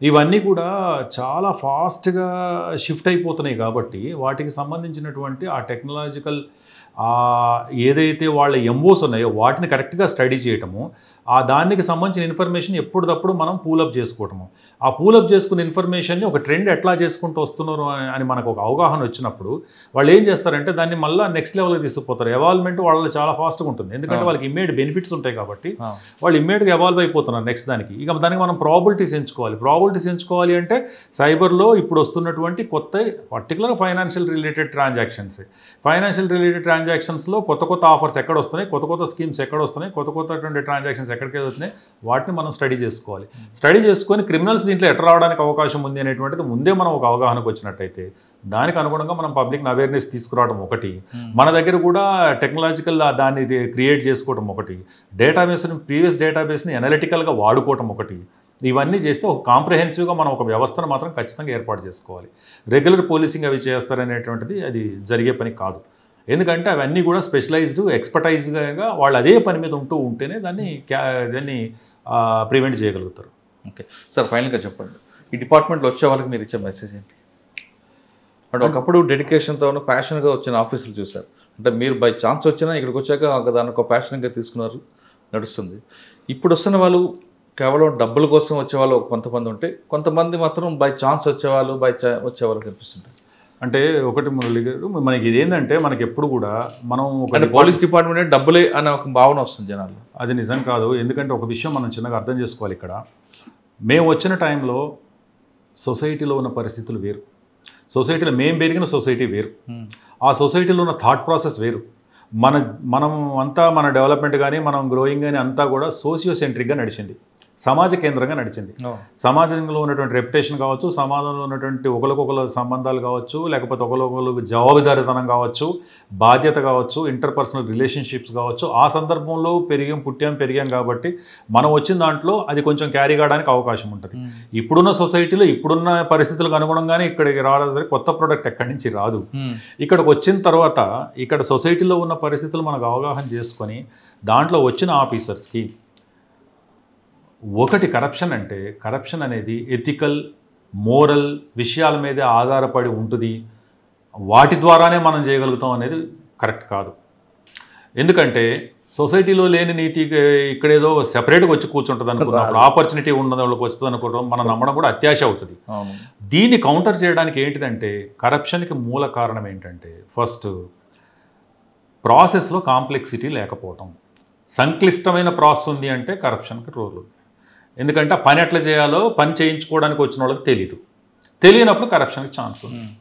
ట్రాన్స్పరెంట్గా ప్రాసెస్ ఉండకపోవటం అంటే చేసే పనిని ఏ స్థాయిలో ఉంది, ఎవరి దగ్గర ఉంది, ఎట్లా చేయాలి, ఏం చేశారు, ఇంకేం చేయాల్సి ఉంది అనేది ఎవరైతే బాధ్యత మన విక్టిమ్ ఉంటాడో సిటిజన్ ఉంటాడో అతను తెలియకపోవడం. తర్వాత జవాబుదారితనం, ఎవరైతే పని చేస్తున్నారో వాళ్ళకి జవాబుదారితనం అనేది లేకపోవడం. ఈ 3 ఆస్పెక్ట్స్లోనే కరప్షన్ పెరుగుతుంది తప్పితే మనకి లేని ఎలిమెంట్స్ని తీసుకొచ్చేసి దానివల్ల ఇప్పుడు మనకి ఈ చలాన్ సిస్టమ్ మనం ఎంత అనుకున్నారు, దాంట్లో ఏం ఎథికల్ మనం ఇది చేసాం కనుక పెరిగింది, ఈ 3టిని ఫాలో కావడం వల్ల పెరిగింది. దాంట్లో కరప్షన్ అనేది తగ్గిపోయింది. ఎందుకు తగ్గిపోయిందంటే ఇంటర్వెన్షన్సే లేవు. తర్వాత ఎవ్రీథింగ్ ఈజ్ ఆన్ ట్రాన్స్పరెంట్. నువ్వు ఫలానా దగ్గర ఫలానా రోజు ఇంత స్పీడ్గా పోతున్నావు కాబట్టి అని ఫోటో నీకు పెడుతున్నారు, అవును పోయానని చెప్పేసి అక్కడ నీకు చాలాని పడింది. పే చేసే దాంట్లో కూడా ట్రాన్స్పరెంట్గా ఫలానా ద్వారా పే చేస్తాం, నీకు జవాబుదారితనంగా నీకు రిసీట్ వచ్చేస్తుంది. సో ఎప్పుడైతే ఈ ప్రాసెస్ని మనం ఎఫెక్టివ్గా యూటిలైజ్ చేసుకుంటామో, ఇప్పుడున్న సిటిజన్స్ అయినా సరే, ఇప్పుడు వచ్చే కొత్తగా డిపార్ట్మెంట్లోకి వచ్చే వాళ్ళైనా సరే, వాళ్ళు దాన్ని అనుగుణంగా పనిచేయాల్సి వస్తుంది. ఇంకా ఎఫెక్టివ్ సిస్టమ్ తోటి ఇంతకుముందు ఇవ్వలేని సర్వీసెస్ కూడా ఇవ్వడానికి అవకాశం ఉంటుంది. ఎందుకంటే పబ్లిక్ కూడా అవగాహన పెరిగింది. అంతకుముందులాగా ఇల్లిటరేట్ కాదు. ఇప్పుడు సోషియో ఎకనామిక్ సిస్టమ్ కూడా పబ్లిక్ది బాగా పెరిగిపోయింది. పెరిగిపోయిన తర్వాతనే మనం ఇవన్నీ చూస్తున్నాం. పబ్లిక్ కూడా అంత ఈజీగా అప్పుడు ఇన్వాల్వ్ అయినట్టు దీంట్లోకి వెళ్ళడం లే. అప్పుడు మనకు ప్యారలల్గా ఉండేది. నక్సలిజం కావచ్చు, లేకపోతే కమ్యూనలిజం కావచ్చు, లేకపోతే ఫ్యాక్షనిజం కావచ్చు. రాష్ట్రంలో 3 ప్రాంతాల్లో సైమల్టేనియస్గా రన్ అయ్యేది. 3 ప్రాంతాల్లో సైమల్టేనియస్గా మాయమైపోయినాయి. అవి ఎందుకు మాయమైపోయినట్టు సొసైటీలో వచ్చే చేంజెస్. సొసైటీలో సోషియో ఎకనామిక్ ఆస్పెక్ట్స్లో హ్యూమన్ ఎట్లా ఎవాల్వ్ అవుతూ ఉంటాడో, గ్రో అవుతూ ఉంటాడో, దానికి అనుగుణంగానే మార్పులు వస్తూ ఉంటాయి. దాన్ని క్యాచ్ చేసుకొని మనం నెక్స్ట్ లెవెల్ ఆఫ్ దీనికి తీసుకుపోతే ఈ ఉన్నటువంటి టెక్నాలజీని కావచ్చు, లేదా ప్రాసెస్ని ఈజీ చేయటం కావచ్చు, ఆన్సరబుల్ చేయడం కావచ్చు, ట్రాన్స్పరెన్సీని పెంచడం కావచ్చు, చేసినట్టు చేస్తూ తిరిగి రికగ్నిషన్ ఇస్తూ ఉంటే అదొక ఐడియలిస్టిక్గా డెవలప్ కనుక చేసినట్టు ఉంటే ఇంకా బాగా మనం డిపార్ట్మెంట్ చేయొచ్చు. సార్, పోలీస్ డిపార్ట్మెంట్ అనేది ఇప్పుడు కత్తి మీద సాములా ఉందండి. లాస్ట్ క్వశ్చన్ ఇది. ఒకప్పుడంటే మీకు సపోర్ట్ చేసే ఆఫీసర్ ఉండేవారు. సొసైటీలో మీరు ఏం చేసినా సరే సొసైటీ మా కోసం సొసైటీ కూడా మీకు హర్షించేది. ఇప్పుడున్న పరిస్థితుల్లో అది కనిపించట్లేదు. ఇటువంటి సిచ్యువేషన్లో డిపార్ట్మెంట్లోకి రమ్మంటారా వద్దంటారా? డిపార్ట్మెంట్లోకి రావాల్సిన అవసరం చాలా ఉంది. ఇండివిజువల్ కూడా ఇంత రికగ్నిషన్ ప్రతి ఒక్కళ్ళు చెప్పాలంటే హ్యూమన్ ఈజ్ సోషల్ బీయింగ్. సొసైటీలో ఉండడమే కాదు, తన గుర్తింపు కోరుకుంటాడు. అట్లా గుర్తింపు రావడానికి అవకాశం ఉన్నటువంటి చాలా ఎక్కువ స్కోప్ ఉన్నటువంటిది పోలీస్. కానీ ఇక్కడ పరిస్థితులు రకరకాల పరిస్థితులు కనిపిస్తున్నాయి కదండి. ఒకప్పుడు ఒక ఆఫీసర్ తప్పు చేస్తే పైన ఆఫీసర్ ప్రొటెక్ట్ చేసేవారు, అందరూ చేసేవారు. ఇంకొక విధంగా అయితే సొసైటీ కూడా యాక్సెప్ట్ చేసేది ఒకవేళ మీరు రోడ్డు మీద చేసిన. ఇప్పుడున్న ఈ రెండు కూడా తేడాలు వచ్చాయి. అన్నిటికన్నా ఇంపార్టెంట్ పొలిటికల్ ఇంటర్ఫరెన్స్ లేకుండా ఉద్యోగాలు వచ్చాయి, పోస్టులు వచ్చాయి. ఇప్పుడు మూడోది కూడా ఎక్కువైంది. అయితే ఇక్కడ ఏంటంటే అన్నిటికీ మూలం మళ్ళీ వచ్చేసరికి పబ్లిక్ దగ్గరే ఉంటుంది. వ్యవస్థలను ఏర్పాటు చేసుకునేది వాళ్ళు. పబ్లిక్లో ఉన్నటువంటి మెచ్యూరిటీ లెవెల్స్, పబ్లిక్లో ఉన్నటువంటి అవేర్నెస్ అవే మళ్ళీ తర్వాత అక్కడ క్రియేట్ చేసుకుంటాయి. తర్వాత పోలీస్ ఆఫీసర్స్ లేకపోతే సీనియర్ ఆఫీసర్స్లో ఉన్నటువంటి policy making, strategy building, implementation ఇవి చాలా ఇంపార్టెంట్. కాకపోతే పోలీస్ డిపార్ట్మెంట్లోకి రావడం ఎందుకు ఇది అంటున్నాను అంటే, ఇంతకు ముందేమో అప్పుడున్న పరిస్థితులు తగ్గట్టుగా చేసినప్పుడు అప్పుడు పోలీస్ ఆఫీసర్లు పాత ఎథికల్ దీంతో సపోర్ట్ చేసేవాళ్ళు ఉన్నారు, బ్రూటల్గా దాన్ని వైలెంట్గా యూజ్ చేసిన వాళ్ళు ఉన్నారు. నీకు తెలుసు ఆ విషయం. సో ఎప్పుడున్న పరిస్థితులు అప్పుడు ఉంటానే ఉన్నాయి. కానీ ఇప్పుడైతే ఇంకా చాలా అసలు అప్పుడు ఉన్నంత ఇదిగా ఇప్పుడు లేదు. ఇప్పుడు ఆన్సరబుల్ అనేది ఎక్కువ ఉంది. ఎక్కడ మన ప్లేస్ కాదు, ఎక్కడ ప్రైవసీ అనేది చాలా తక్కువ ఉంటుంది మనకి. ఇక్కడ మన ఇద్దరం మాట్లాడుకున్నాం, somebody is observing us from somewhere. ఎందుకంటే ప్రతిదీ కూడా ఆన్లైన్, డిజిటల్ ప్రతిదీ అవుతూ ఉంది. ఒక షాప్ ముందు పోయామంటే మన ప్రెజెన్స్ మనది, ఒక కార్ మీద తిరిగామంటే ఎక్కడ తిరిగేవో నిలవ ఎక్కడ అని తెలుస్తుంది. సో ఇన్ని పరిస్థితుల్లో మనం అది చేయడానికి అవకాశం. సో ఎప్పుడున్న పరిస్థితులకు అనుగుణంగా అప్పుడు రీఅడ్జస్ట్ అవుతూ ఉంటుంది డిపార్ట్మెంట్. ఆ రీఅడ్జస్ట్ అయ్యే ప్రాసెస్లో ఎవరి డ్యూటీస్ వాళ్ళకే ఉంటాయి, ఎవరి దీనికి వాళ్ళకు ఉంటాయి. ఏ పొలిటికల్ అంటే అది ఎట్లాగో మళ్ళీ పబ్లిక్ దగ్గరికి వెళ్తుంది.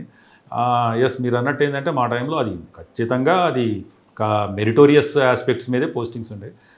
Fortunately we could able to see in Cyberabad nowadays because of our CP sir. అవి మళ్ళీ మనకు కనపడుతున్నాయి ఇప్పుడు బికాస్ ఆఫ్ SHOs పోస్టింగ్స్ మీరు చూస్తానన్నారు. కాబట్టి మనం ఎప్పుడు రాదు అనుకోవడానికి లేదు. పోస్టింగ్స్ కూడా without any other persons interference, police officers efficiency ప్రకారం ఇచ్చేటువంటి పోస్టింగ్స్ ఇప్పుడు జరుగుతున్నాయి. కాబట్టి let us hope positive. Okay, thank you. సరే, పోలీస్ డిపార్ట్మెంట్ రండి, ప్రజలకు సేవ చేయాలంటే the best platform police department అంటున్నారు సత్యనారాయణ గారు. కానీ ఇక్కడ వచ్చిన తర్వాత డిపార్ట్మెంట్కి అనుగుణంగా మీరు కూడా మారండి. పాత పద్ధతులు కాకుండా ఎప్పుడైతే క్రైమ్ మారుతుందో ఆ క్రైమ్కి తగ్గట్టు క్రిమినల్ కన్నా ముందు మనం ఉండేలా ప్రయత్నం చేయండి. కానీ ప్రజలతో మాత్రం మంచిగా ఉంటే ప్రజల నుంచి ఇన్పుట్స్ మీకు కరెక్ట్గా ఉంటాయంటూ సత్యనారాయణ గారు చెప్తున్నారు. ఇది ఈ వారం సత్యనారాయణ గారితో ఎక్స్క్లూజివ్ ఇంటర్వ్యూ. వచ్చే వారం మరొక గెస్ట్తో మళ్ళీ కలుద్దాం. ద్వారా నమస్తే. Thank you sir. Thank you very much. Thank you. 1999 నుంచి 2025 వరకు. Thank you. iDreams, this police diaries is something very, very valuable towards that. I must really appreciate Murali, your insights. iDreams founder and CEO Chinna Vasudev Reddy gartoni Muralidhar crime stories చాలా famous అయిపోయినావు.